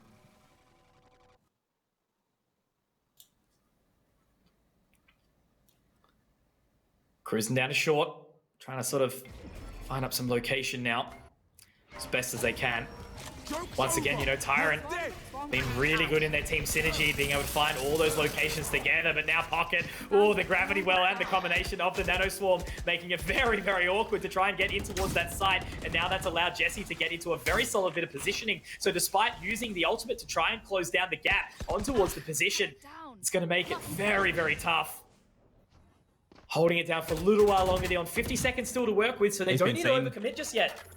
And he's been seen falling back as well, so that's some secured information for Nebula. Give it over towards Minimize and Dragon that things might be coming their way. You can see that the reposition is going in amongst the garage as well, but it looks like Tyrant, they're just making sure that there's no flanks happening at the moment, and they're going to try their damnedest to get back in toward this A site where Jesse, position you would expect to be hard cleared as well. The Guiding Light's going to be sent on through. That blinded call knows now for Nebula that there's still players here. The recon bolt's going to have to be destroyed very rapidly. It gets up a tick. Jesse's now known as well. They're going to be full focused on towards him. He's laid to rest, and now they can look to establish the plan. Getting it down now, finally in that situation, but so much damage done up towards Rurls inside Heaven. Minimize on towards the other side, but they're just going to have to get out there on immediately calling for the save. You know, Dragon has that operator, but in that position, do they even try to go for it? They've immediately made the call to say, nope, time to get out. Let's just go. Yep, I'll just take this weaponry in toward the next round. Expectedly so as well with this operator. You would really want to see Dragon be able to go at it again with this one. Tax is going to be peppered down on the closing of the round by Pocket. Looking to farm up a little bit of these extra ultimate points as well. Will be very welcome for Tyrant. This does mean now as well that Tyrant are at least gathering the equalization at the half swap over. 6 rounds, looking for a 7th as well with the money way over the side of Nebula. Dragon, though, as already mentioned, really wants to hold on this operator, and with nobody around the prowl for him now, he should by all means be able to get it unless there's a sharp shot. Oh, how's that tailwind into he the found, wall? Yeah, he found it. He got it done. Managed to lock it down. Tyrant, you know, geez, this could be a free map extraordinaire at this point in time, and exactly what we want, right? Let's get Icebox. Let's get it happening. Tyrant, now with 6 rounds, that is a certain testament to the way that they've been playing. And, you know, again, it's an awkward situation if you're Nebula, because you've got the comp, you've got the team synergy, but you're being overwhelmed by Tyrant. who are just sort of, you know, going back to the basic fundamentals, playing as a team, getting their trades onto each side accordingly. And they've overwhelmed Nebula time and time again. And I like the fact, like, that previous round, for example, right? They got all the way up to the site. The run it back was broken, but they don't keep going. They know that they've got the disadvantage, and they just waited patiently, and they were able to still find the round. So Yeah. Tyrant playing some smart Valorant. Minimize starts things off, and you can see that Tax has fallen back as well. You'd kind of want him to just see falling back even more. Was waiting for the Toxic Strain to go down, see if anyone from Tyrant would have walked on through, and then hopefully he would have been able to find something sneaky. Sending out the Guiding Light to see if it can spot any information. But with this lackluster play for Tyrant, now that they've only got 4 players, they need to steer themselves in the right direction, looking to creep in amongst the B site. They will be tickled just a little bit in the AWP line of Dragon. It is able to find Marsh, so it's just looking quite nice for Nebula right now. 2-player advantage. Even though they have the lesser weaponry right now, they're just relying upon Dragon on this operator and Minimize on that other rifle. And now they both get laid to rest. Yeah, that's a little bit unfortunate if you're Dragon right now, you know, getting baited out by the Tailwind crossing over, but Rills will at least be able to find Orange Pearl. So that's some good damage back in the trade, but they still need to find this spike plant. Tax is in such a good spot, and Jesse already starting to make his way around. It's a 2v2, but I wouldn't put any of these teams at an advantage right now. Suave is going to be looking to drop back in towards A-Link with his teammate in, of course, the man myth, the legend, Tax, clearing out with that Trailblazer now, trying to find some extra control. And they will be able to get the concussion out. That's the information gathered, the voice cue from this guy. And now onto the middle of that gravity well. It's still going to be such a tough one, Theon. How do they play it out? It's Suave with 3. Now looking to make it 4, but he won't quite find it. Jesse does connect, but now Myth has to get onto the swing. He's got the bullets, he's got the information, and it's not quite half-ticked. Myth to close it, and that's another solid and dominant round from Tyrant. Yeah, only one surviving at the end. A valiant effect from Nebula to try and claim that one on the little save over purchase of that operator and the Vandal that we did see from Dragon and Minimize accordingly. But they are going to be able to go back at it again in toward this new fresh round. Rel's dropping over the operator to Dragon and in effect getting the Phantom dropped over to him. So making sure for Nebula they get everything in order to be able to go back at it again. But, you know, the sort of situation that we saw from Nebula then, right? They had the 5 versus 3 player lead. It was then on to Tyrant to really try and force themselves back into a favorable situation, and they were able to do so very nicely. And now they've accumulated, what, like 5 rounds in a row? Dragon, good opening shot, so at least putting themselves back in the situation.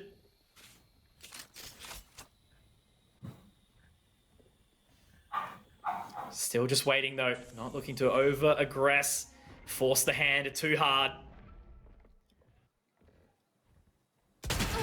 Just waiting. Now the shot, ugh.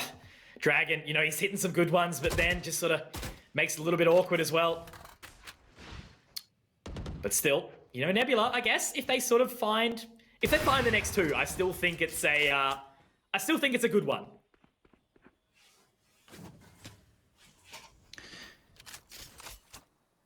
So just sort of settling on the fact right now, Mitch, seeing what Tyrant are going to be able to do to bring it back once more. It's a passive hold for Nebula. Lent over towards B and C more prominently. Only the little spotting from Tax at the A site, expecting a bit of a retake to come out from them. They've got the Viper's Pit, of course, but they could just deploy wherever they want to steer Tyrant in a different direction. The Cosmic Divide coming on down does mean that they're going to elect to go for the plant early, and Dragon, these updrafts are going to come out, but I dare say he can't see over this wall and trying to deny anything. He's actually going to go through it, and they've expected it. They've expected it. Would have they even heard that onto the other side of the Cosmic Divide? Because they knew, knew the blades were coming out, they expected him to. They just baited him into it. That's huge, man. Such a good result. Like, I love seeing a team switched onto that position. Now they tap onto the defuse. Yep, how's it going to play out for them? You know, Suave has been so impressive, so consistent. Marsh finds one. It's the double up of these Sentinels, the controllers, seeing what they can get with the job done. Suave gets another. He will be traded out by Rels, but he gets into the position to deny, and it's going to be Rels to force his way back in. 4 rounds now secured by Nebula. At least they're not down and out just yet. Not down by any means. They utilized the Viper's Pit in the end, where maybe it wasn't a necessity, but all of the focus on toward those 2 short players there. You could see in amongst the Nebula as well. Marsh was looking to get a little bit tricky in the point, but we haven't really seen too much from Marsh in this one so far. You know, attacker's side on the Cypher can usually be a bit of a tricky thing, but within that round, Minimize as well, getting out on that flank, you know, really really required for Nebula to be at least attacking in toward that without just that one-dimensional focus coming through the main area or trying to get in towards heaven and dropping on down onto the side as well. So at least Nebula, you know, not looking to just be that one-dimensional player or team in this one. They're looking to change things up every now and again, and in toward this last round of the half, they've got a lot of these ultimates that they can play with. They've got the Cosmic Divide, the Lockdown to go in time together, and the Seekers where required to spot out some information for Tyrant. So I'm looking at this comp right now for Nebula, and I'm probably thinking a pretty dastardly retake.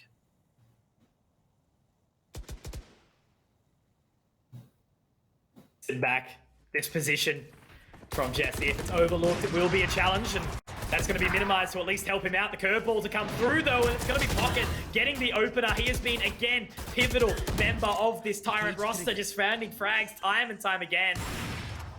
And now Dragon trying to go for the wall bang, but unfortunately that box is a little bit too much of a thick boy. Now Orange Pelt jumping up over towards the top, does have the tail wheel available. Now on towards the other side, Orange Pelt, a little bit of a miss there. But Nebula, do they force him out onto the other side? The Seekers come out Dion, but it's going to be a tough one for Nebula to find their way back in. Mid finds 2 more, and he's done so much damage. Orange Pelt to close it, and Tyrant win out the half with 8. You see the difference between these two teams and our previous teams in Direwolves and Paradox right on the C side. We looked at that game that once the spike was down, everyone just kind of withdrew from the site and looked to play it over at that C-long area. But in that round just there, Tyrant, they just stayed on the site. The Nebula side, they bring out the Cosmic Divide to separate the site, but they didn't do it, you know, deep for the retake. It was kind of in the middle of the site, the split of the difference. And then Tyrant, they've just pushed through and won the Angels in the end in the convoluted chaos that was in the site itself. So, I mean, you look at things here as well, Mitch. You know, 8 rounds on the attacker side from Tyrant. It's really good. Recalling my bot. Out of charges. Tactics beat firepower. Use that. Cool. Good half, man. I'm sitting back sort of thinking this actually could go the really distance. has the chance to go the distance now. Yeah, like given Nebula's opening that we did have over towards the side of Bind, you know, where I just felt like despite Tyrant really giving it a solid crack, they just didn't have enough to overwhelm the composition of the agents. So that's proving that Nebula's practice has, you know, sort of become to a really, really solid position. But I still think that, you know, this side of Tyrant, potentially with a little bit of change in their composition rather, and, you know, sort of bringing their way back into the meta, only picking up the Astra sometimes just isn't enough, right? You need to potentially look for some further options, and Nebula is ahead of the curve in that regard, but Tyrant have just been still able to dominate and get their way back into it. On this engagement as well, Suave, he's got 2 players that he needs to try and contest against, and the trade is at least going to be there for Pocket. Tax is down.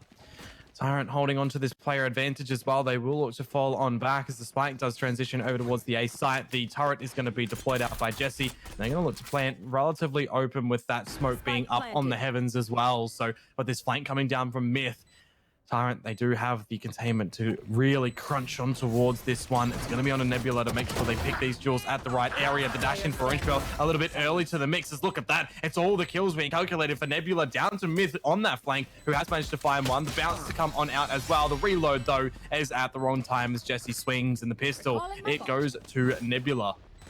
Have they won all of the pistols? I'm just trying to think back to that, actually. Yeah, they did, right? Because obviously Tax won the first 2 in the map number 1. Correct, with 4Ks. Yeah, correct. So I think, yeah, you're right, which that will be a little bit dicey if Nebula don't win out the rest of the series, right? You know, super important, those pistols. Very impactful, changing the run of the game.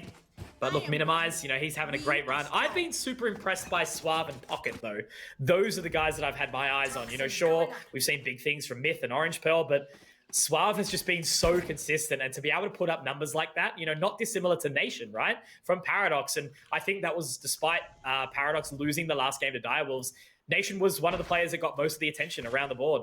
And that's pretty big statement given how well Lou and Payne played as well. Nah, for sure. Those guys, man. Like, Payne on that Sova was just so great to witness. Lou on that Jet as well, getting everything on through. Really keen-eyed on those guys for their, you know, their consistency going forward in this game as well, and how really they are going to be able to set themselves up.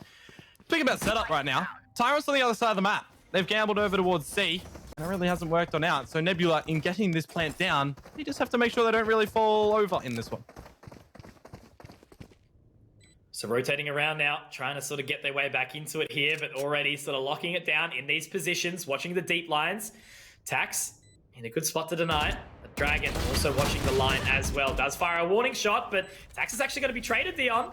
Might get a little dicey here for the side. Minimize, no, the utility, but he does manage to live on for a little while longer. Do they even force through this Snakebite Dragon on the flank? He's been taken down by Suave. I think they want to go for it, but they don't have enough time. It's not enough. They're just going to try and drop every single member because, yeah, look, Nebula, it's going to be a little bit awkward for them into this next round with all the weaponry that's been taken away from them. Yeah, that's lots of damage to come through from Tyrant. 2 surviving, you probably want to see them fall with the spike at the end, but look at that. You don't need to because of the Vandals that they are being able to gather on over. They can just focus on getting up there. Shields in this round and the abilities that they didn't utilize upon, or that they did utilize upon and that they have to purchase up into this one. The bonus round of sorts to be played for Nebula will more so be on the eco rate in this one. Not even really a bonus. It's just forced back on to see what they can do. Wait for their money to build up a little bit and then properly go at it in the next one. They still are, you know, trying to chase up to Tyrant in this one.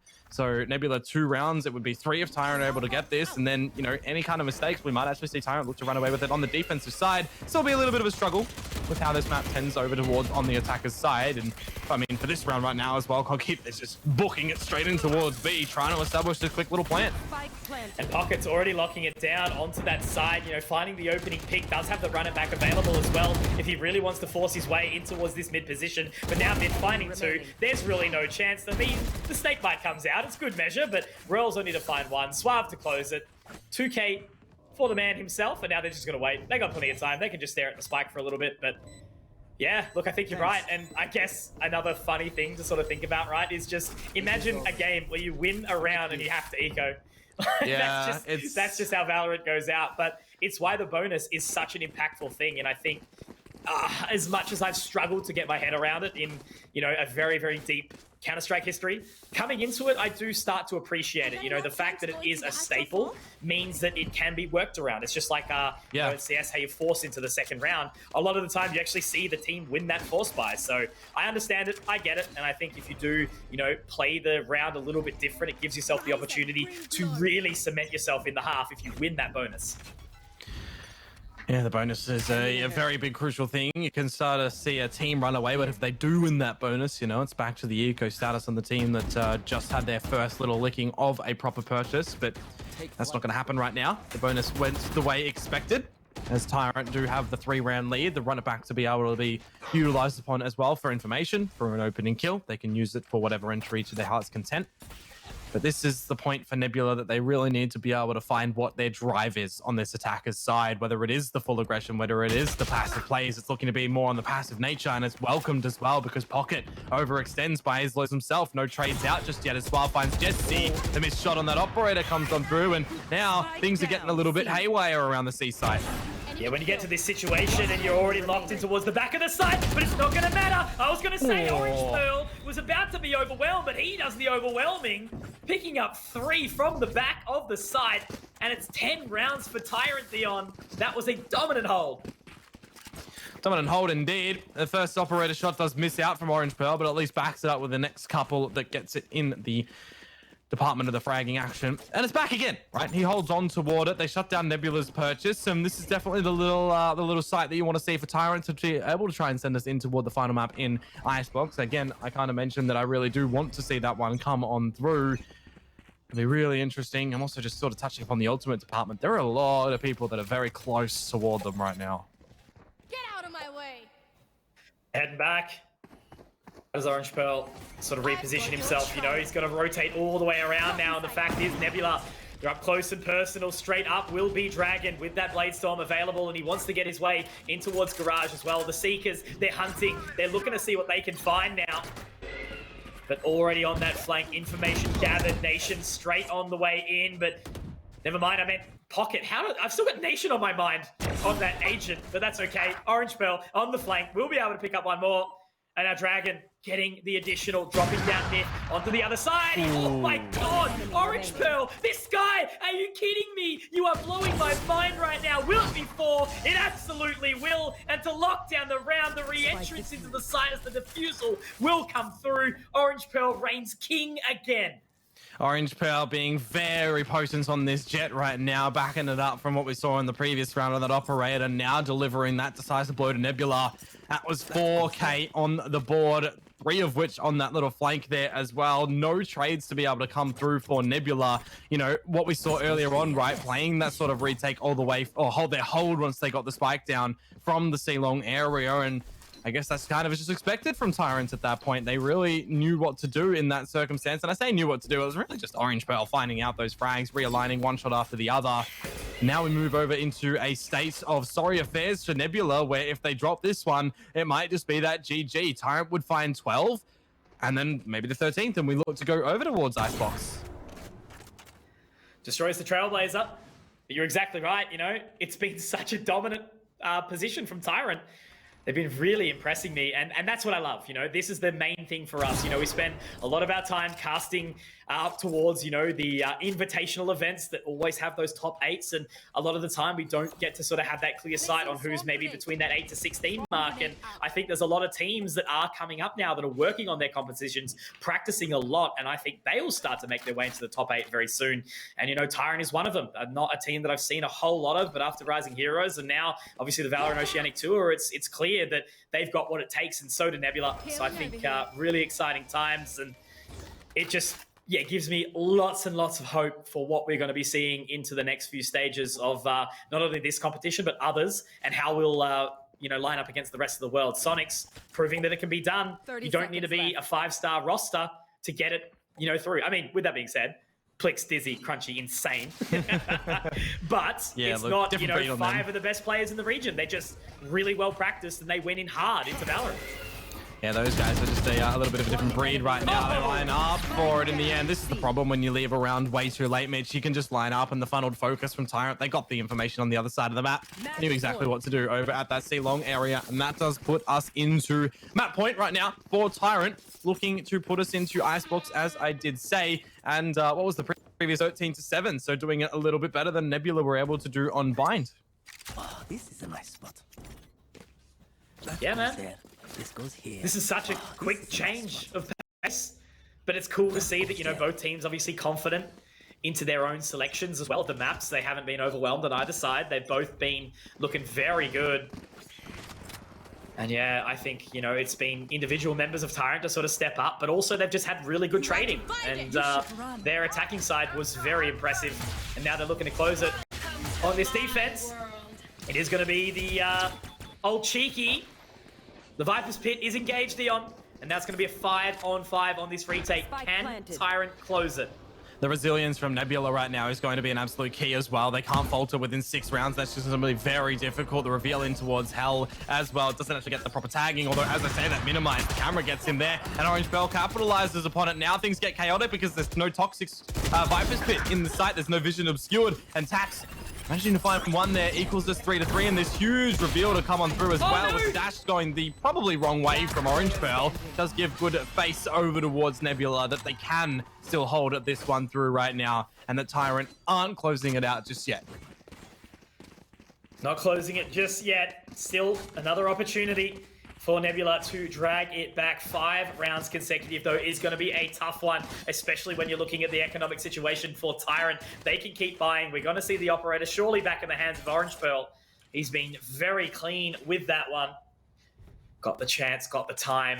But, oh, man, you know, Nebula, they still have been putting in good work. That's the craziest thing, right? It's not like they've just sort of, you know, flipped over and died. They have been really put to the test by Tyrant.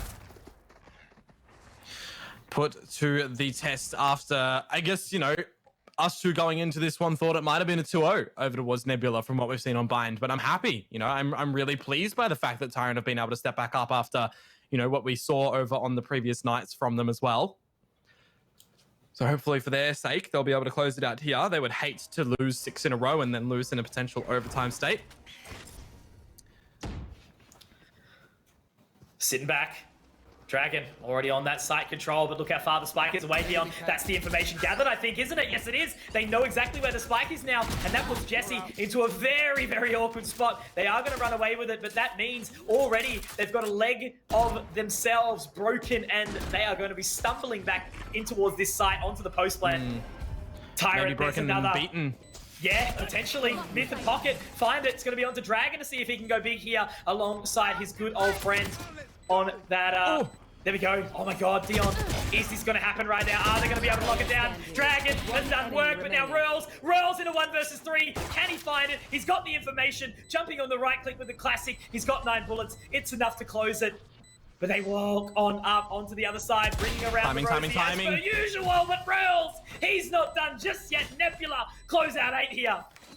They close it on through. They hang on in that round as well. Dragon and Rurls did absolutely everything that they needed to as well. The run-it-back to be destroyed in that. When that run-it-back was destroyed, I thought, okay, the fallen soldier on the side of Nebula as well. You know, Dragon was bested. Maybe Rurls can't do this, but he really stares down the barrel of that, and he shows that he's still capable of doing everything needed. You know, the bait attempt with the classic at the end there as well, kind of throwing a little bit of spanner in the works. Where is Rurls going to be peeking from next? Does he actually have to go for the reload? Is that the sound cue that we're going to see capitalized upon from Pocket? No, it was the bait, and Rurls wins it out in the end. They have to go again, remember though.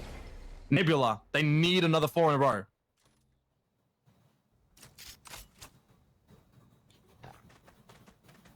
Man, starting to sweat. Reminds me of that opening game that we did have, of course, between you know, Direwolves and Paradox. What was it, 17 to 15? 17 to 15, Crazy. yep. That was insane of an opening game. Overtime number 4. Or 5, actually. Jeez. Now I'm thinking about it. Minimize. We'll be able to find the opening here. So again, Nebula, not done. Gets taken low. The sky, not too far away. We'll be able to utilize that overgrowth. Holding it on for a little while longer as they do try to march back towards this A site. That's what I mean. If you're not playing Sky, who are you? That kit is so strong. Yeah, I've been picking up Sky lately, and Sky is now my main. No more Brim, no more Omen, no more Astra. Pretty much just Sky the history now. Absolutely great. Her ceiling is just so tall. You really need to know how to play her to perfection. I think Tax is doing good justice in this one. I think we've seen a lot of Sky players who have really found out, you know, how powerful she is here as well. And oh, dearie me, this could have gone the other way. Jesse needs to be really careful of what's going to happen. Tax, the member that I talk about right now, is going to be able to come through. But the game's awkward. Jesse is able to take it. Jesse's able to find both. So things still going the way of Nebula. They bring it on back. And yeah, Tyrant, they are just going to head for the hills. It's a mercy run for them now. They got to get out. Nothing in it. Sort of relaxing. Making sure that they can cruise on into the next one. Because again, the money is starting to wane. It's still not broken by any means. They've got more opportunities to find it. And now they're going to lock down this position, whether or not Nebula actually want to try and hunt for that. But it is imperative that they do so. They've still got money in the back pocket. If they take down this Operator and the Phantom, it's actually going to be very beneficial to them. So Nebula hoping for the best right now. There's the damage to come out from Tax, and now Orange Pearl has to hope for something special. He is going to maybe just have enough time. It's a great shot on the Tax. Now inside the Cloud Burst. Oh, he's alive. Whew. Gets a little bit dicey at the end there, doesn't it? The Operator, though, is still able to come into the next round, and that's the weapon we saw Orange Pearl really do justice with, wasn't it? We saw that 4K absolutely decimate Nebula previously. So if they want to close it out, they really need to rely upon this weapon still continuing on in their possession. And it is here again.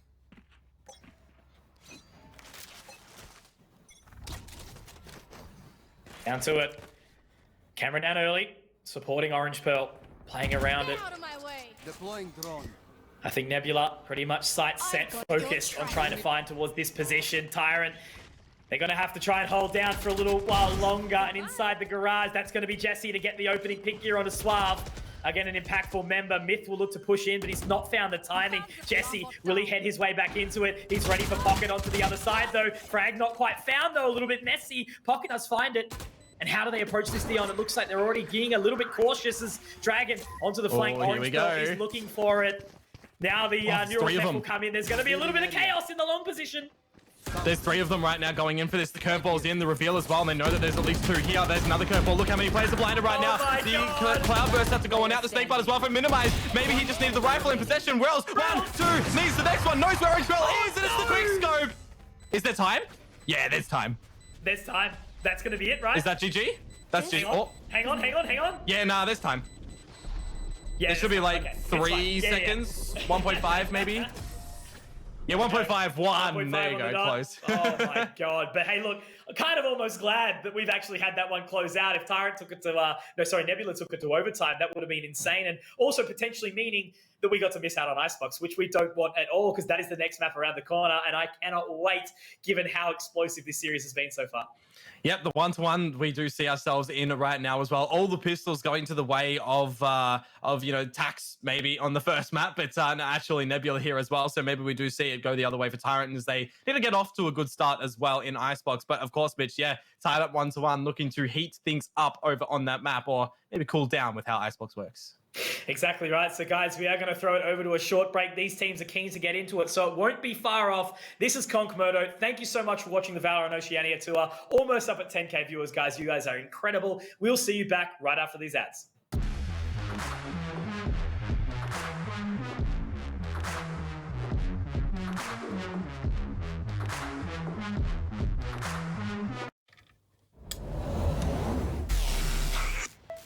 I just time traveled. Ah, today's a big day for past me. He just got the latest Vodafone broadband with super Wi-Fi. Wow. Which finally means Wi-Fi in all 4 corners of the house. What? Even there? I've got Wi-Fi in the garage. Yeah, we do. See ya. Oh, it's still in the garage. Yeah. Super Wi-Fi. Wall-to-wall Wi-Fi guaranteed.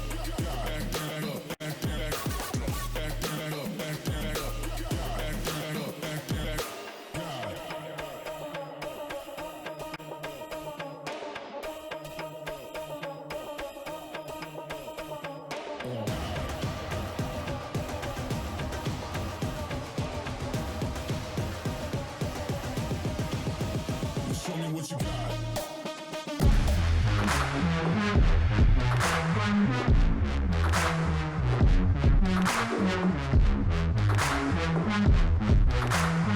Ladies and gentlemen, welcome back once more to the Valorant Oceania tour, and I got to admit, I'm actually going to miss hearing that sound in my ears. This is the last map that we've got for maybe like a 2 or 3 week period. Of course, that does mean that we are going to be crowning another qualifier for the Stage 2 regional finals, which is not far away. I do believe it's going to be June 4th, 5th, 6th, and 7th, I believe it was, which I cannot wait for. But for you guys who have just joined us, potentially for the first time, my name is Mitch Conky Concan. Alongside me is Dion Komodo Perotta. And Dion, it has been an explosive series. Both maps, both matches that we've seen today have been really exciting. And now we move on into one of your favorites, made of Icebox.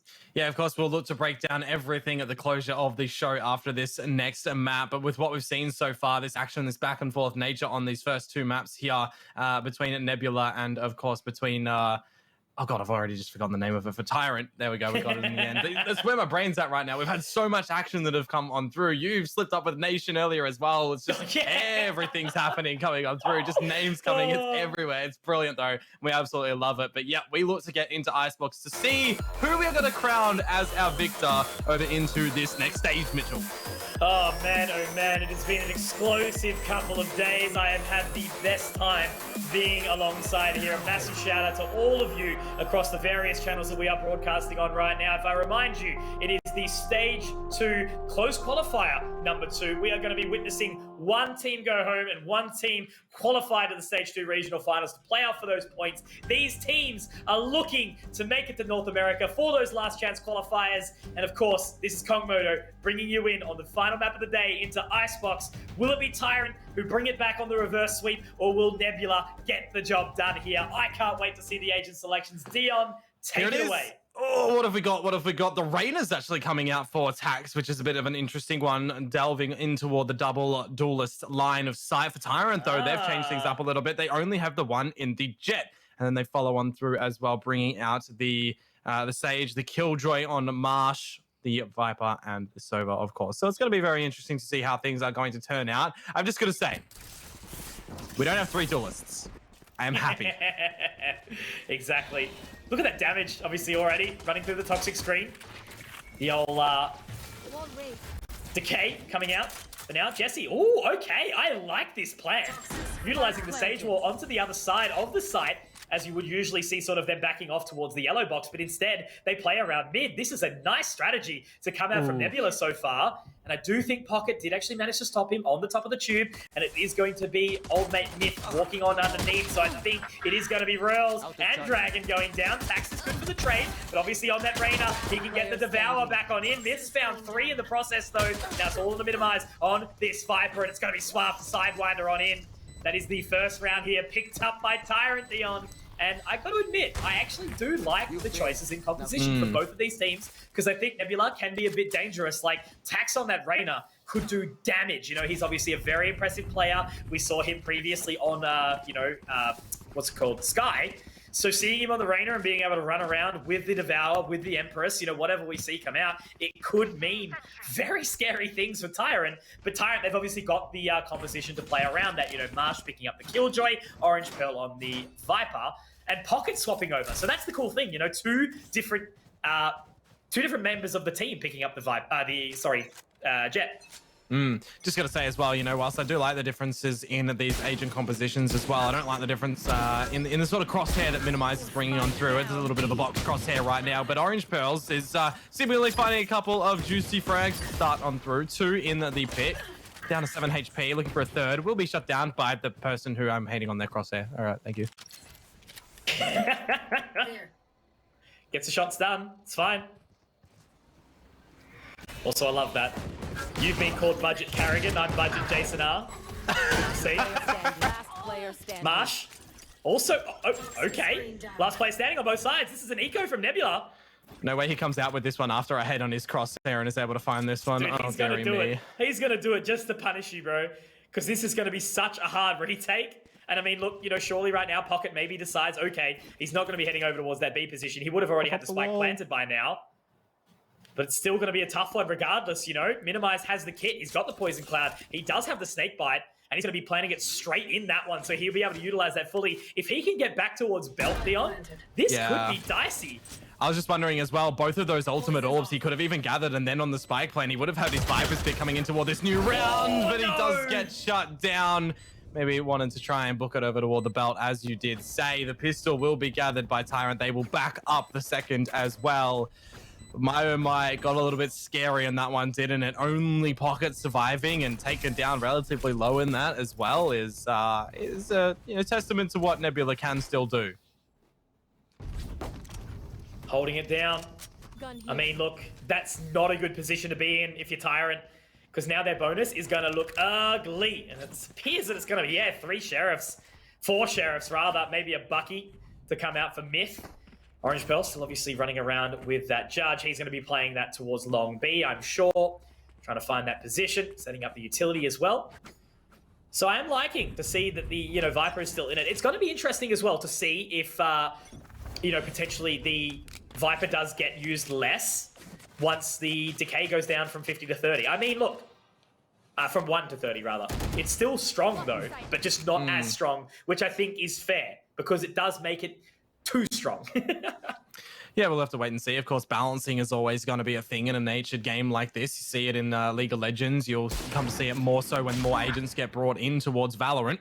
But of course, for right now, we have Dragon on the prowl, who's able to find the first one on towards Suave. Back on to the Sage.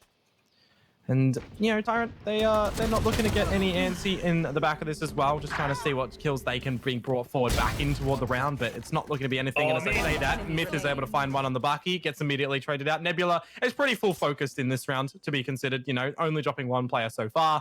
We'll see what Orange Pearl is going to be able to do, who's actually on the Viper. We've seen him around the Jet flexing over, and now it's really different, though, playstyle from Jet to Viper. You see it with Dragon as well. Just so unlucky, still feeling it for Tyrant right now. Seeing Orange Pearl walking into the site with only a Classic and a Judge in this bonus round. So hard to be dealing with.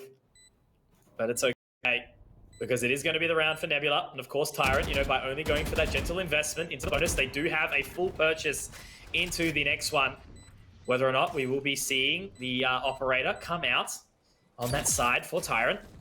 Definitely an opportunity. Orange Pearl just making sure he can try and save this one, but Minimize, a little bit shaky, but we'll get the job done. So I think this buy, seeing what it's going to look like for Tyrant, will be important, but Nebula already starting to sort of drag it back. Will Pocket go for the operator? No. It's going to be the Phantom. Happy with that one. Orange Pearl also not going to make the same choice, going for the Vandal. So all even across the board, except for the fact that Nebula, they got a lot of money in the bank account, even if Tyrant do find success in this one. It's definitely going to be the consecutive round gathering that you want to see from these teams right now to ensure some good dominance and win out this map, in a decisive fashion as well, to give good feeling going in toward the next stage of the event. Because if it does become really close between Nebula and Tyrant, it might wean on them to still go back to the proper practice board as well and see how they are going to fare against the teams over in that next stage. But for right now, a lot of play from Tyrant with the Hunter's Fury and the push-up as well. It works 50-50. They get one off the Hunter's Fury, but it doesn't really work out on anything other than that. And now that Suave has been punished pushing through mid as well by Tax, there is no trade to come on the back of it. So Nebula, they have this opening player advantage, and it might be equalized. Nope, it's actually going to be doubled. Well done. That's very, very clean here. Marsh, though, trying to lock it down for a little while longer. And I think that is the thing though, right, Dion? You know, the good break will mean that these teams actually get to go in and practice a little bit more. So it's not going to be, okay, we've just got through the close qualifier and, you know, 2 days later, it's actually into the next one. It's actually going to be a good bit of timing for them. But speaking of timing, Marsh is able to find it. Good damage with the Nano Swarm, then locking it out with another frag. Now Dragon has to try and find that one in towards heaven, and that is great timing from Dragon. It's all in a myth. I saw him pull off something incredible. It was like a dirty 4K on the Sova, on this very map, on this very site right now. But it's going to be a big task ahead. Tax is going to start to rotate around, and they set their sights on B. Over towards B, they look to go, and Myth has just seen the tail end of Tax as well, so he knows that they're going over there, but he needs to try and find these one-on-one duels as well. Dragon still with that operator poised over towards the orange line, or maybe over towards the tube. It just depends on where the timing will be placed as well for Myth. Peeking on through, he won't be seen from Dragon. He's found the first one. Dragon going to be looking for the trade as well. Myth, I don't even think he's going to be expecting him in toward the kitchen right now. Found the shot. Nice. That's the easy shot to come through from Dragon. You do love to see the easy ones be not missed. And they're done. 3K from Dragon. And also, like, the positioning in the for the Jet with the operator in that round. He managed to get all the way up to that. I think he was at like yellow towards B, and then, you know, as the rotate started to pull off, Marsh, he was doing well to find a couple of frags, but then, you know, very quickly, Dragon flips it on its head and brings it forward. So we do see Tyrant and Nebula tie it up here. The Resurrection is, of course, available for the side of Nebula. But if they keep this pressure forward, you know, obviously only an eco here for Tyrant. They picked up a couple of Sheriffs. This could be a pretty good one. Good opening pick from Dragon. And it can't be offset yet either because there is no resurrection available for Suave. The spike will be heard being retrieved up, the footsteps being stomped on through. But again, Tax holding the same flank, and he's found the same person in Suave, not expecting this little late belt play. And now Tax is just going to weigh on Tyrant's mind. They're going to have to clear it from here on out and make sure that it's ever so checked time and time again. Myth is going to be able to find Minimize, looking a little bit at the wrong direction. But Tax in finding 3, Jesse onto Myth. That will close out the round with 4 alive for Nebula. Again, you know, banking up on their cash, trying to bank up on a bunch of these rounds to really just propel them into a clean victory. So buy back now. Still no operator yet for Pocket, which I'm wondering if it actually will come out. I'm trying to sort of think back to the times that I have played CS with him, whether or not he actually does pick up that operator. But now, still a bit of a slow start, but that speaks for all but, you know, pretty much Myth and Marsh so far. You know, they've had a few good opening picks here for the time being. But really, it has been Nebula to step up to the plate to sort of, as you mentioned, you know, no resurrection yet available for Tyrant, but it shouldn't be too far off. And that's going to be the Viper's Pit to come out straight away from Orange Belt, really trying to lock down that B side. Look at all the green. I mean, grey. Yeah, thanks, mate. Just see. Just open your eyes, bro. Just see. Yeah, totally. 5 ults, though, for Nebula. 3 for Tyrant. We'll see how many are going to be utilized in this one. The counter Viper's Pit's actually coming on through. Oh, gosh, this is going to be very chaotic. I wonder if we're going to have any jungle WoW impressions coming on in this map right now. Any ults to come on through and dance around it. But the lockdown and the Hunter's Fury, my word, I'm trying to contain and see everything right now. Crash is going to be able to do the same thing. What can the players have happen? Nobody has vision. Are we expecting battles of the Vipers in this one? No. More kills to just be coming out for everybody else, bar the Vipers right now. Onto what the defuse Tyrant needs to look to find. It's another trade to come on through. Tax gets out of the Empress, sees a body. Tax finds another one. It's all down to Orange Pearl. Out of his own pit right now. Needs to return for the integrity's sake, and he can't quite find it onto Minimize. So it is the Viper diff in the end as Nebula. They won't be seeing a tied scoreline yet, Mitch. Those are the only rounds that we need to sort of take a step back as Riot and look forward and be like, is this what we want in our game? Because that was chaotic. Imagine if Astra was a part of the meta as well for an Icebox pick. Sorry, 30 FPS? Yeah, exactly. Everyone would need, you know, NASA PCs. Supercomputers. Yeah, pretty much. But hey, look. It is interesting, obviously, again, with the Viper nerfs coming out, maybe we will see her fall away a little bit, but it's cool because it forces these players to not sort of just go for the aim-heavy picks. It is the agents you need to rely on that obviously do have that strong utility kit, but now Pocket, he's opened up early and trying to run the Jet diff. Yeah, getting the opening pick. getting that opening pick. The resurrection is going to be there as minimized elevated finds Orange Pearl. It's going to be onto Martian. They've jumped over him, but he does manage to find the frag at the end as well. Now Jesse falls by the wayside in this one and has actually an advantage to Tyrant. It could be doubled so as well with that resurrection coming through. The barrier wall would suggest that as they look to go and get it up. Actually, Tyrant, they're going back over towards the A site, so this is quite interesting. You mentioned Pocket's positioning instead of Minimizes in that one. They're conky because he's denied the spike, and now it's on to Minimize to see what he can do. Can't adjust to Pocket, though, as the Blades are bullysome. Yeah, very nice round from Pocket. You know, made it super clean there. Great positioning. Finding his way around the back of the site. Royals, a little bit quiet so far. He's been the one, you know, speaking of Astra, he's been picking that one up as well. Obviously, he did have the Brimstone in the opening map too. And Nebula obviously bringing it very close to success in that previous map as well. Ultimately, it was just Tyrant, super clean. I feel like, you know, more so on their attacking side, they obviously had a great defense too, but it was the attack that sort of set themselves up for the rest of it. But now, with Nebula taking back the lead, sort of forcing their way towards that situation, Tyrant trying to catch them.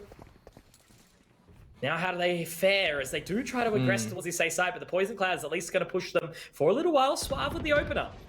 Suave with the opener indeed, and now it's going to be on to the rest of the boys to maneuver over toward this side to assist in nature as well. A big, nice bit of info from the Owl drone, but now they're going to be forced on through as well as Jesse forced to use that heal on towards himself. The shock darts are going to be laid on over towards the direction. I don't even know if there's room to plant with the direction of this wall that's gone on through. I think Jesse might have fluffed the bag on that one a little bit, and it's going to be on for more kills to be calculated from it. Nebula, however, they are a little bit pressured in this one, and now it is just going to be down to Dragon on the operator. You know that Tyrant want this in their hands. You know they're going to be hunting for it. How's this? Picture it. Dragon, 1v4, final map, qualifying map for Region 2.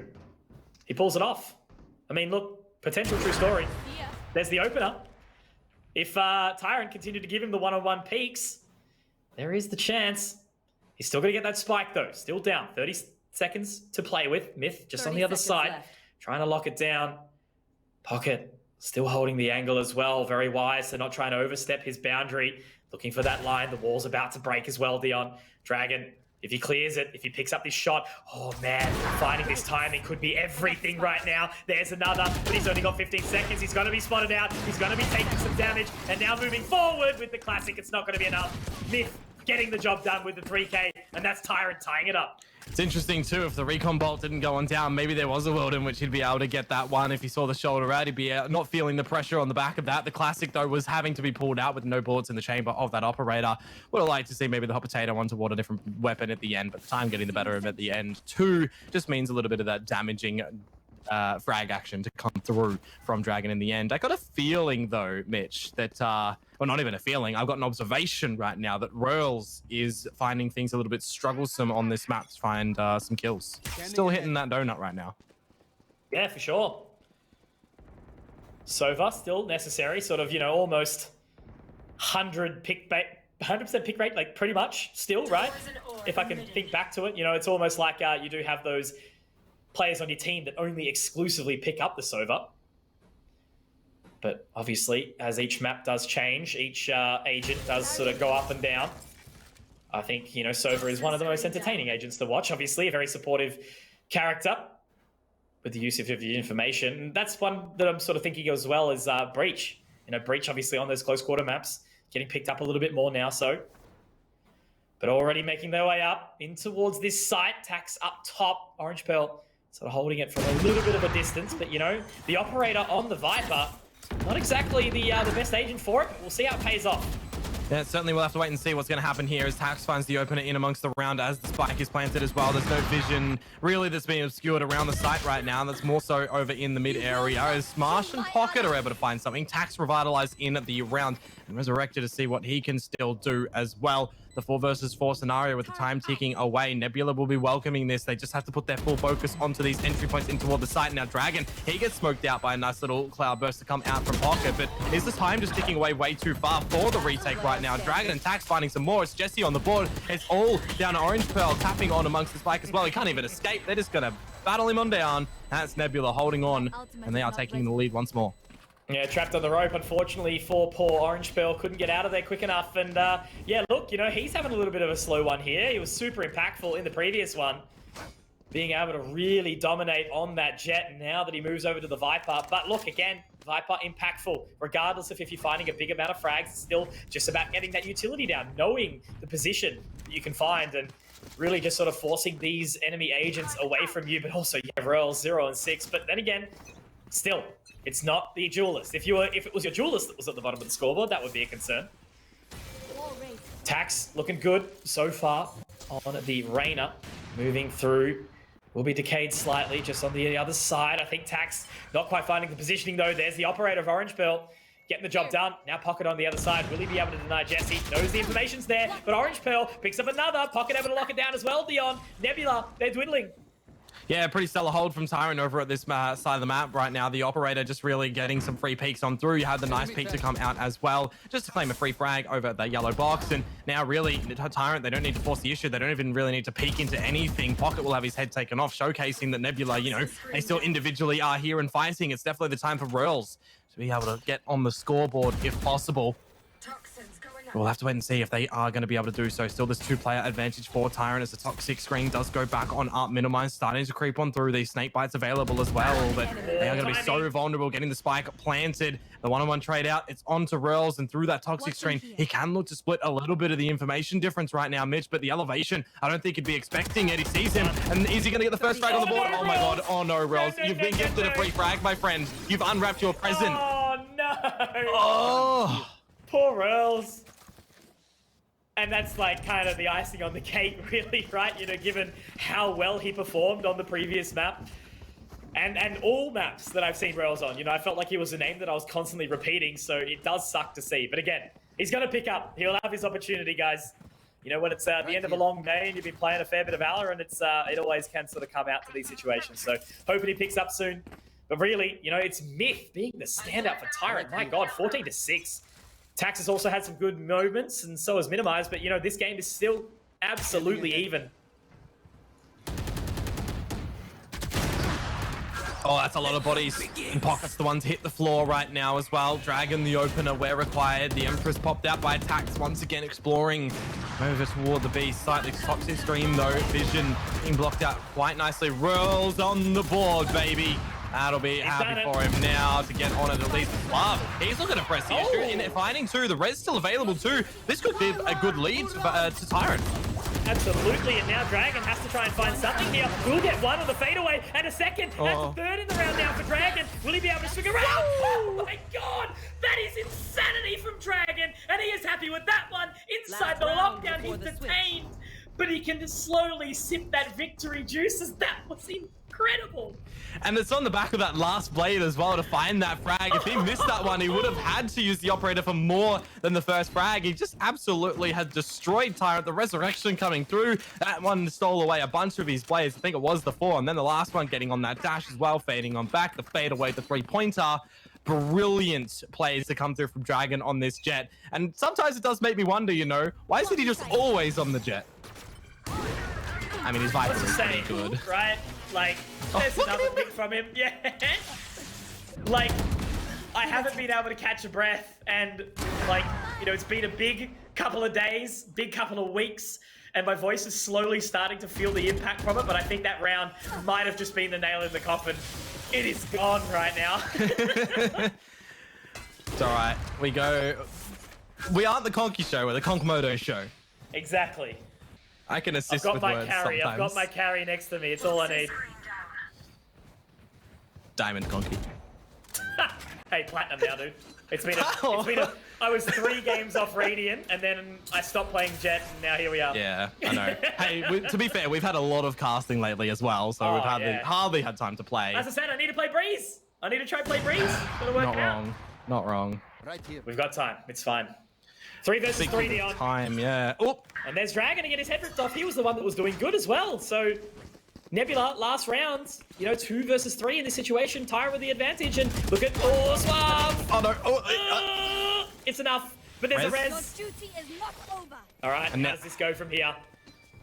Yeah, you're going to have to see Tyrant just fall away from the B site, which means that the Viper's pit that was utilized as well is eventually going to fade to the ground. Myth, his position now known over at this side as well. But look at the time, it's only 10 seconds, and Jesse's getting out the wall. So vulnerable. The wall is now there for the pickup as well. Great shot from Rels, but an immediate retaliation. Wait. Holy, what? through all the way through the screens right there. Are you kidding me? What? How does he do it? Check him PC. Yeah, that is not normal. That is not normally. Orange Pearl, very good. That is not normal.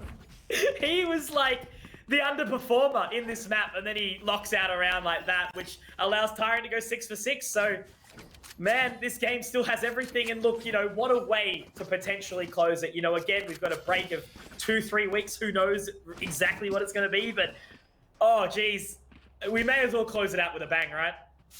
Dude, I just can't believe it that was through like the full screens with the Odin there to the face. I mean, I know that you see them on the radar and everything, but my word, I didn't know that was wallbangable like with anything bar an operator. Absolutely. That's a thick wall. Yeah, it's a thick boy. Indeed. That's the Mage Punk pistol, by the way. I know you would have seen it before, but that was the Marshall. Yeah, I just hadn't seen the Marshall, yeah. Yeah. Anyway, Tax finds the opener. It's good for him. Obviously able to get up that overheal as well, which does last for a little while. Now rotating over towards A, but it is actually going to be the B site that Tyrant have their sights set on. Now they've just got to wait for the timing though, because Minimize, he's in a good position to deny, but is he going to be able to find anything? He's aiming at toes right now because he wants to get the snake bite down, but he does aim towards the head and he will be able to find at least one. Myth though does trade, so does Marsh, 3-on-3. Yep, Plant looking to go down. That recon bolt going to be destroyed, revealing Jesse's position just a little bit. The turret will do so as well. Shots through the green box are not going to be able to work out to deny the spike planter from helmeting in the round. Orange Pearl able to dispatch off Jesse, and now it is just going to be the concisiveness from the duelists of Nebula. Dragon still being alive is very scary. He's going to roar at you right now, as well as Tax can get the Devour in for some extra bit of HP, and Dragon through the box eliminates Myth. Orange Pearl down. That is a very nice little retake to come up through from the duelists of Nebula there. I just want to point in play as well, Mitch, right here. Interjection on the skin talk, the minimum skin pack. I can see that skin pack. It's just, I wish there was like reload animations and a knife. Yeah. I just wish there was like the reload and knife. Yeah, I appreciate I would it, cop that. That's what I mean. You know, people can hate on it all you want, but people are going to buy it. That's all I know. Yeah, RDW. Yeah, of course. He's bought everything. Big touching point, Tax, right? You know, I started at the very beginning. We see the two duelists here, which is the only reason that I kind of somewhat prefer this composition from Nebula, just given the fact that I think, especially now that we're onto that defensive side, Tax could be the switch around, the wow factor right now. You know, in that round, it was all on him to find it. Obviously, Dragon did find a couple of frags as well, but using the Devour, being able to get back to full HP with the Ghost running around, that was basically the round in the bag. And now Minimize opening up with that Viper, the Marshall holding the long angles. It's a good opening pick here as Tyrant do start to wane a little bit. Rails is going to get all the information there. Does he go in and look for the eco frags? Let's see. I don't know if that's wallbanging with the Spectre, my friend, but he's going to try his damnedest to try and get something out as well, as Rails now getting a little bit pressured out. Mars missing a couple of the shots, and now 1, 2. Can he find a third one? Ingredients for a nice little pot of stew. And they do have it. Flawless in nature for Nebula. Sweating in the server, looking to close this one out, as I am sweating right now as well. You were earlier. Someone's turned the heating on in my house, and it is in my bedroom, and oh, it's getting warm and toasty. Oh, losing our mind now. This is where we start to really taper off into the Shadow Realm, but that's okay. We've had a lot of fun along the way. But yeah, no, man. 8 rounds for Nebula.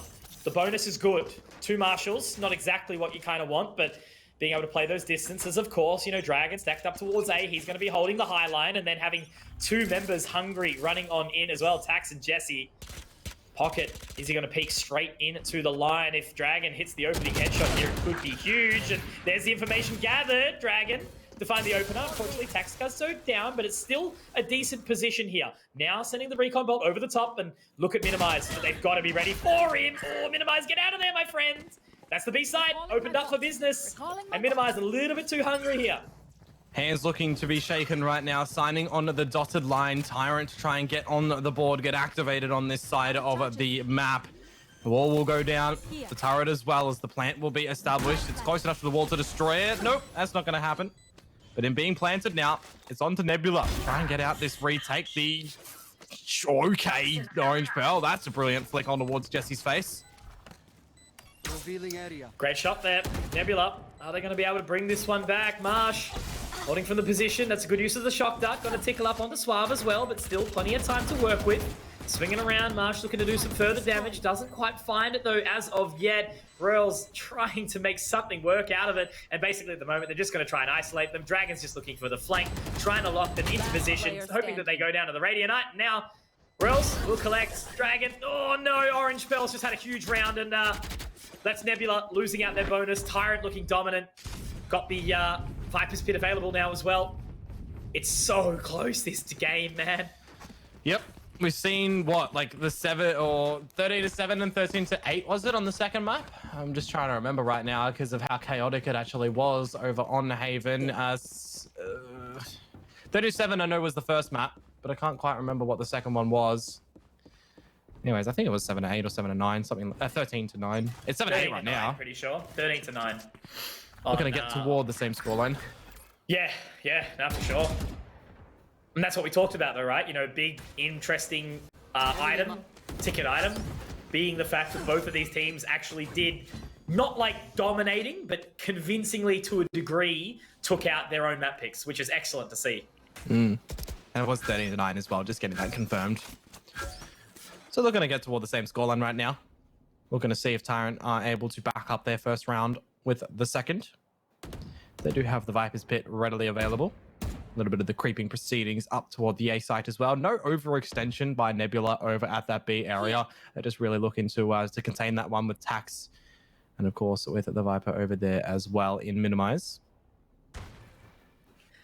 Really running the clock down too. Definitely looks like they've got their sight set on towards A, which I mean Dragon.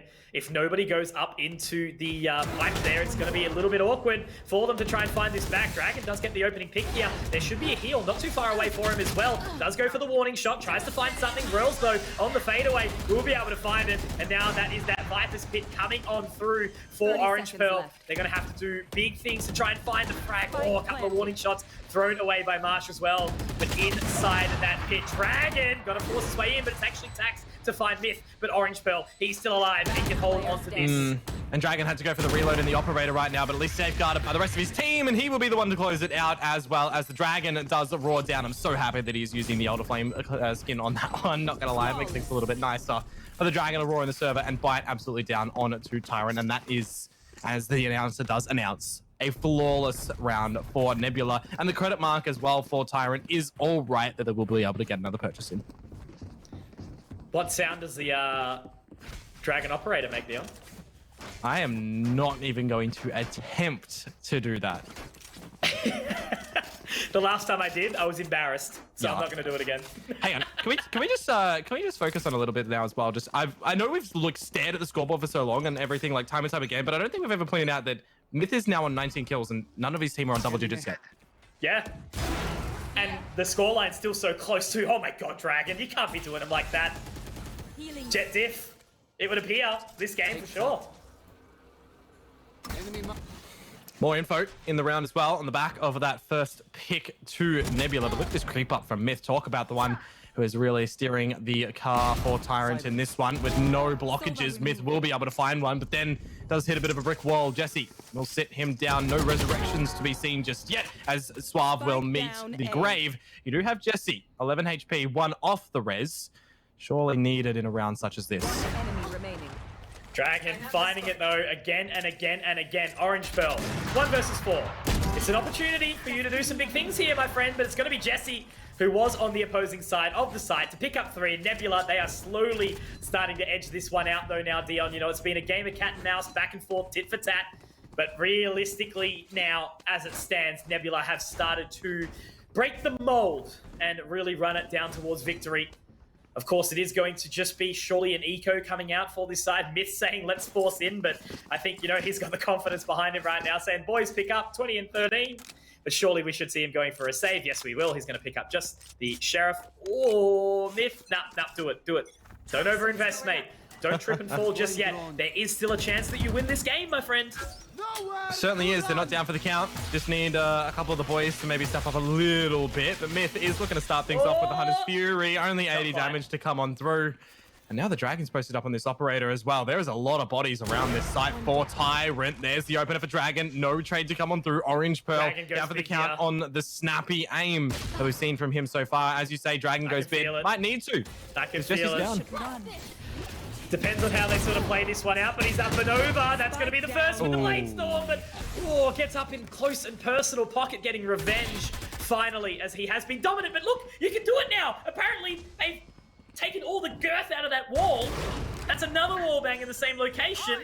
Pocket in a 2 versus 3 alongside his teammate of Myth, but now Royals getting the Hunter's Fury to be sent down. Pocket, though, with 2, not quite more. Now it's all on a Myth. He's the carry. He's been going big. He wanted to buy into this round. And now he just needs to try and lock down these remaining members. That is going to be the wall damage. And he's looking confident. He wants to go for this. They line him up, but it's not going to be enough. And Minimize gets the job done for his teammate of Royals, who had the Aldrone available. And my God, Nebula, 11 rounds now, Dion. They're 2 away from qualifying for the Stage 2 regionals. Just thinking about that, if Myth found Minimize, probably would have been the next one onto Rails too, because he was on the Aldrone, right? And he was flying around a little bit. So it's really well placed that Minimize was able to find that one and keep things in action for Nebula. 11-7 on the board, 7-11 the flip side. Feel like a little bit of a Slurpee right now myself. It's been a very long time since I've had one of those. Maybe people around the world don't even know what that means. Anyways. Just for everyone who is Australian, of course, 7-Eleven, little cheeky, what would you call it, like a convenience store. Petrol station. Perth didn't have one for like up until maybe 2 years ago, 3 years ago. So it was like an exciting thing to go to Melbourne and get a Slurpee. Well, Tax is going to be sipping on the frag right now as Myth is down, Marsh is down, Suave is down, Myth is down, everybody's down for the count for Tyrant, but looking to bring it back. Dragon is still alive, and it's all on Orange Pearl. How does he even approach this? Does Dragon hear the sound from that distance? Of course he does. And that is a nasty headshot over the top. My God. Every single time Dragon hits a shot as well, he like takes his hand off the keyboard. You can see it every single time, and I don't blame him. 26-9. It is the jet diff by far in this one. I'm not saying the Pocket is anywhere unequipped. You know, he hasn't been having a horrible game, but he has been the impact, the wow factor, you know, on the Phoenix, the Reyna. But right now, we're just not seeing it from him, and the way that Dragon is playing is just out of this world. So, unfortunately, Minimize. You know, MVP Dragon. Down facing, He's got the Viper Spit down now, and that basically locks out this B-site position. Oh, I love this. This is so gross. They have no idea where he is. Find it, though. I think Minimize could get taken down here. Yeah, he has to drop in toward the smoke as well. Myth is just looking to clear it on through. He's made a little bit of noise, I believe. They are hunting for him. He will have the outlines, remember, going in through this, but he's actually found the right little timing. Might be able to find Suave if he pushes on through. Suave's not looking the right way. It's actually Jesse to drop Suave and the spike. Now the res comes on through. Rails is able to see and spot and take out Pocket. Mitch, this is starting to look a lot like Christmas for Nebula right now, but no. Minimize. Sat down by Myth. There's an opportunity back into it for them. But they've got the spike. They've got this positioning already. We see Dragon at the location. It's a 4 versus 3, but I think Orange Pearl now could be the linchpin, rotating all the way through in towards mid. Will Tax get spotted out? Will he be able to close the distance? Because there's the head, but I think he got far enough away, and now they're locking this down. I want my eyes right now on Orange Pearl. Ooh. He's found one. Will he be able to get the second? Dragon now missing the shot here, Dion. Will he be able to lock it down? Of course he will, but Myth picks up. Rails to collect, and that's the spike, and you run out of there, my friend. Are you going to be able to lock this down? He waits patiently, repositioning now. Dion, but he's got to miss it out. And Rails, the man, the myth, the legend, who had a very quiet game to start on the Sova on Icebox. He has closed it out for his team. But MVP is Dragon on Icebox. That was clinical, and that was such an entertaining map of Icebox to watch, Dion. My heart can now start to relax a little bit. And your throat's in that point as well, looking a little bit croaky in that one. But we absolutely love that bringing on through. Like a huge performance to come through from Dragon and Nebula, you know. And it wasn't like we saw any real slackingness come through from Tyrants as well. They were able to find a map, you know, and they were looking really, really well placed over on Haven. And I just feel like it slipped a little bit in that map there in Icebox when Dragon really started to find his footing. You know, he wasn't getting traded out. He was just really finding the openers, and there was no trades coming through from Tyrant. Something that, you know, after this one, they might want to go back and have a little look-see on that one. And that is going to be something to improve for them. Yeah, well, exactly right. We'll talk about Tyron a little bit later because right now we got Minimize in the server with us having a little bit of a chat. Minimize, how you feeling, my friend? I want to get some insight from you on how hype that last map must have been. Dragon with those frags, are you joking me? Yeah, we were pretty hype after that game. Before the game, Dragon, he told everyone he was going to go Dragon mode. Now, I'm not sure what that was, but I think we saw what it was today. Dragon mode, that's a new one in that. Congratulations, first and foremost, here, Minimize, on your victory for today and your qualification as well. Something that I want to ask about you guys is your binds composition. It's my favorite composition coming through when it comes to that map. What's sort of the drive for you guys in going in with that lineup? Well, I mean, if you just look over to Europe and you look at the best team there who plays bind, it would probably be Fnatic. So we take a lot of inspiration from Boastars, IGL. Well, I do it anyway. I think they've really figured out that map. So take a lot of inspiration on their team comp. You have the Viper, the Sky, the server, lots of info, lots of delay with the post plant, stuff like that. Do you think that's a real big factor to sort of pick up? I remember the last time we chatted about it, you do take a lot of inspiration to other regions, obviously with Reykjavik around the corner. Is that something you'd encourage to a lot of these other teams to sort of do and take a scope out? Because as we know, there are a few teams that sort of still sit back and are barely even picking up the Astra. What are your thoughts on that? Yeah, well, it depends because I feel personally a lot of people in OCE are kind of like one tricks. They can't really flex as much as the players on our team. So when I was actually working on building this roster, I made sure, everyone could play different roles. And I think if you have a team that can play different roles and they can play what's meta when it's meta, you're just a step ahead of everyone else. I think that's a really big statement on that one as well. We've seen that in that game. If I'm to pick one of the players out, right, Dragon, just to hammer on Dragon this one with what he was able to do, being able to flex upon the Jet, being able to go over onto the Viper as well, it just leads into some really cool Valorant plays that you can always just become the unexpected, and it works out really, really well. But I guess my question coming in next for you here, Minimize, is what is your pathway moving forward? Who is one team in this region that's kind of gatekeeping you? Who is your team to beat? Well, first of all, unfortunately, we were supposed to play Mind Freak yesterday. We did end up playing them, but I wouldn't really say it was a fair game because of all the technical difficulties and stuff like that, and we had to forfeit a map. So I'd love to give them another go. I feel like, if we play it right, we could potentially come out on top. So to answer that question, yeah, I want to play Mind Freak. I want to try and beat them. Yeah, awesome, man. I definitely think, the way you're going, they can. I think Mind Freak obviously are a bit of a gatekeeping team, but sometimes they slip. They let the foot off the accelerator a little bit. But obviously, man, you've got, I think 2.5 weeks or something along those lines before we actually do manage to see you into the regional qualifiers of Stage 2. What is your next step? What is the go for the team? And are you going to take a break, or is it going to be all practice from here?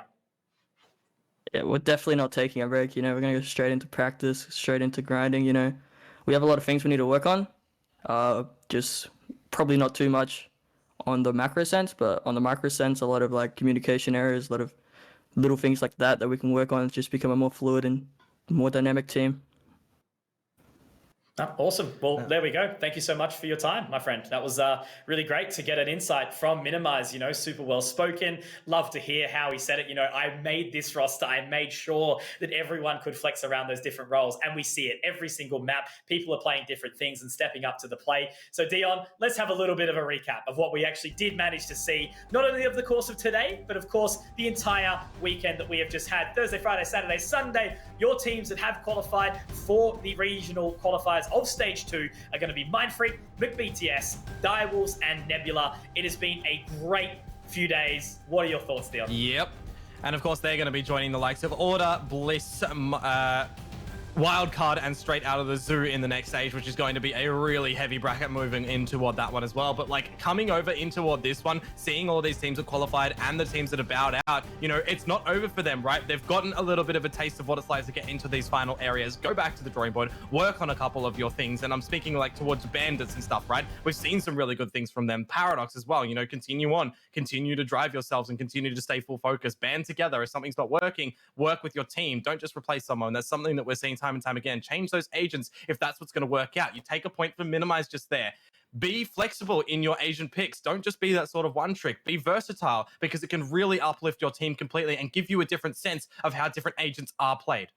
Absolutely. And, it doesn't mean just because you're the sharpest player, you can play the duelist. We see everything sort of float around and, oh man, it's just so nice to witness. And your perfect words, I mirror them absolutely, watching these teams that have put up some good results, Tyrant looking excellent, Paradox looking good, Bandits also. And I think if they, again, take a step back, go back to the drawing board, maybe try and focus on a few of those things, for example, obviously we had Paradox, needing to sort of take a step back and maybe eco a little bit more instead of forcing continually in. There's so many things that we could really break down, but that's enough. I want to congratulate all of the teams that were a part of this one. It's so nice, taking a bit of a step away from, the top four that we witness so regularly in these invitationals and actually get to go back and move through, see who came out of those open qualifiers unscathed and who moved in to try their best to contest among the top. Dion, we've got a break now. We can sit back, we can watch some of the amazing stuff. We've got Reykjavik coming up in the May 24th. And then, of course, 2nd, 3rd, 4th, and 5th, I think, 3rd, 4th, 5th, and 6th of June. We're going to be moving back with the Stage 2 regional finals. I cannot wait to see who's going to be farming up those points again. But Dion, before we close up, man, any final words? Just to everybody out there that's watching on in this one as well, speak up, become, a little bit of a voice known, back ourselves here in OCE. You've seen what our players and what our talent has to offer here, really follow on through. If you guys liked what you did here, look towards the socials for all of these teams. Look to continue on to follow us here as well. If you liked what me and Mitch were doing here, we go back on Komodo, you can see our little handles just here. Give us a follow, see how we are faring as well. We're, in touching a lot of things throughout the region. So if you like it, continue on with us as well. Continue on with Let's Play Live, a big one out them, allowing us to do this. And a big up shout out to Riot as well for putting us on these channels, allowing us to showcase our region and what they have to offer. Absolutely. And I think, there's certainly been a few impressed faces, but once again, guys, that is going to be all from us. Thank you so much for watching. A huge shout out to obviously everyone in the studio and of course LG and Vodafone for allowing us this to put forward this event. You guys are all incredible. We love you all. Konkmodo out. We'll see you all next time. Peace.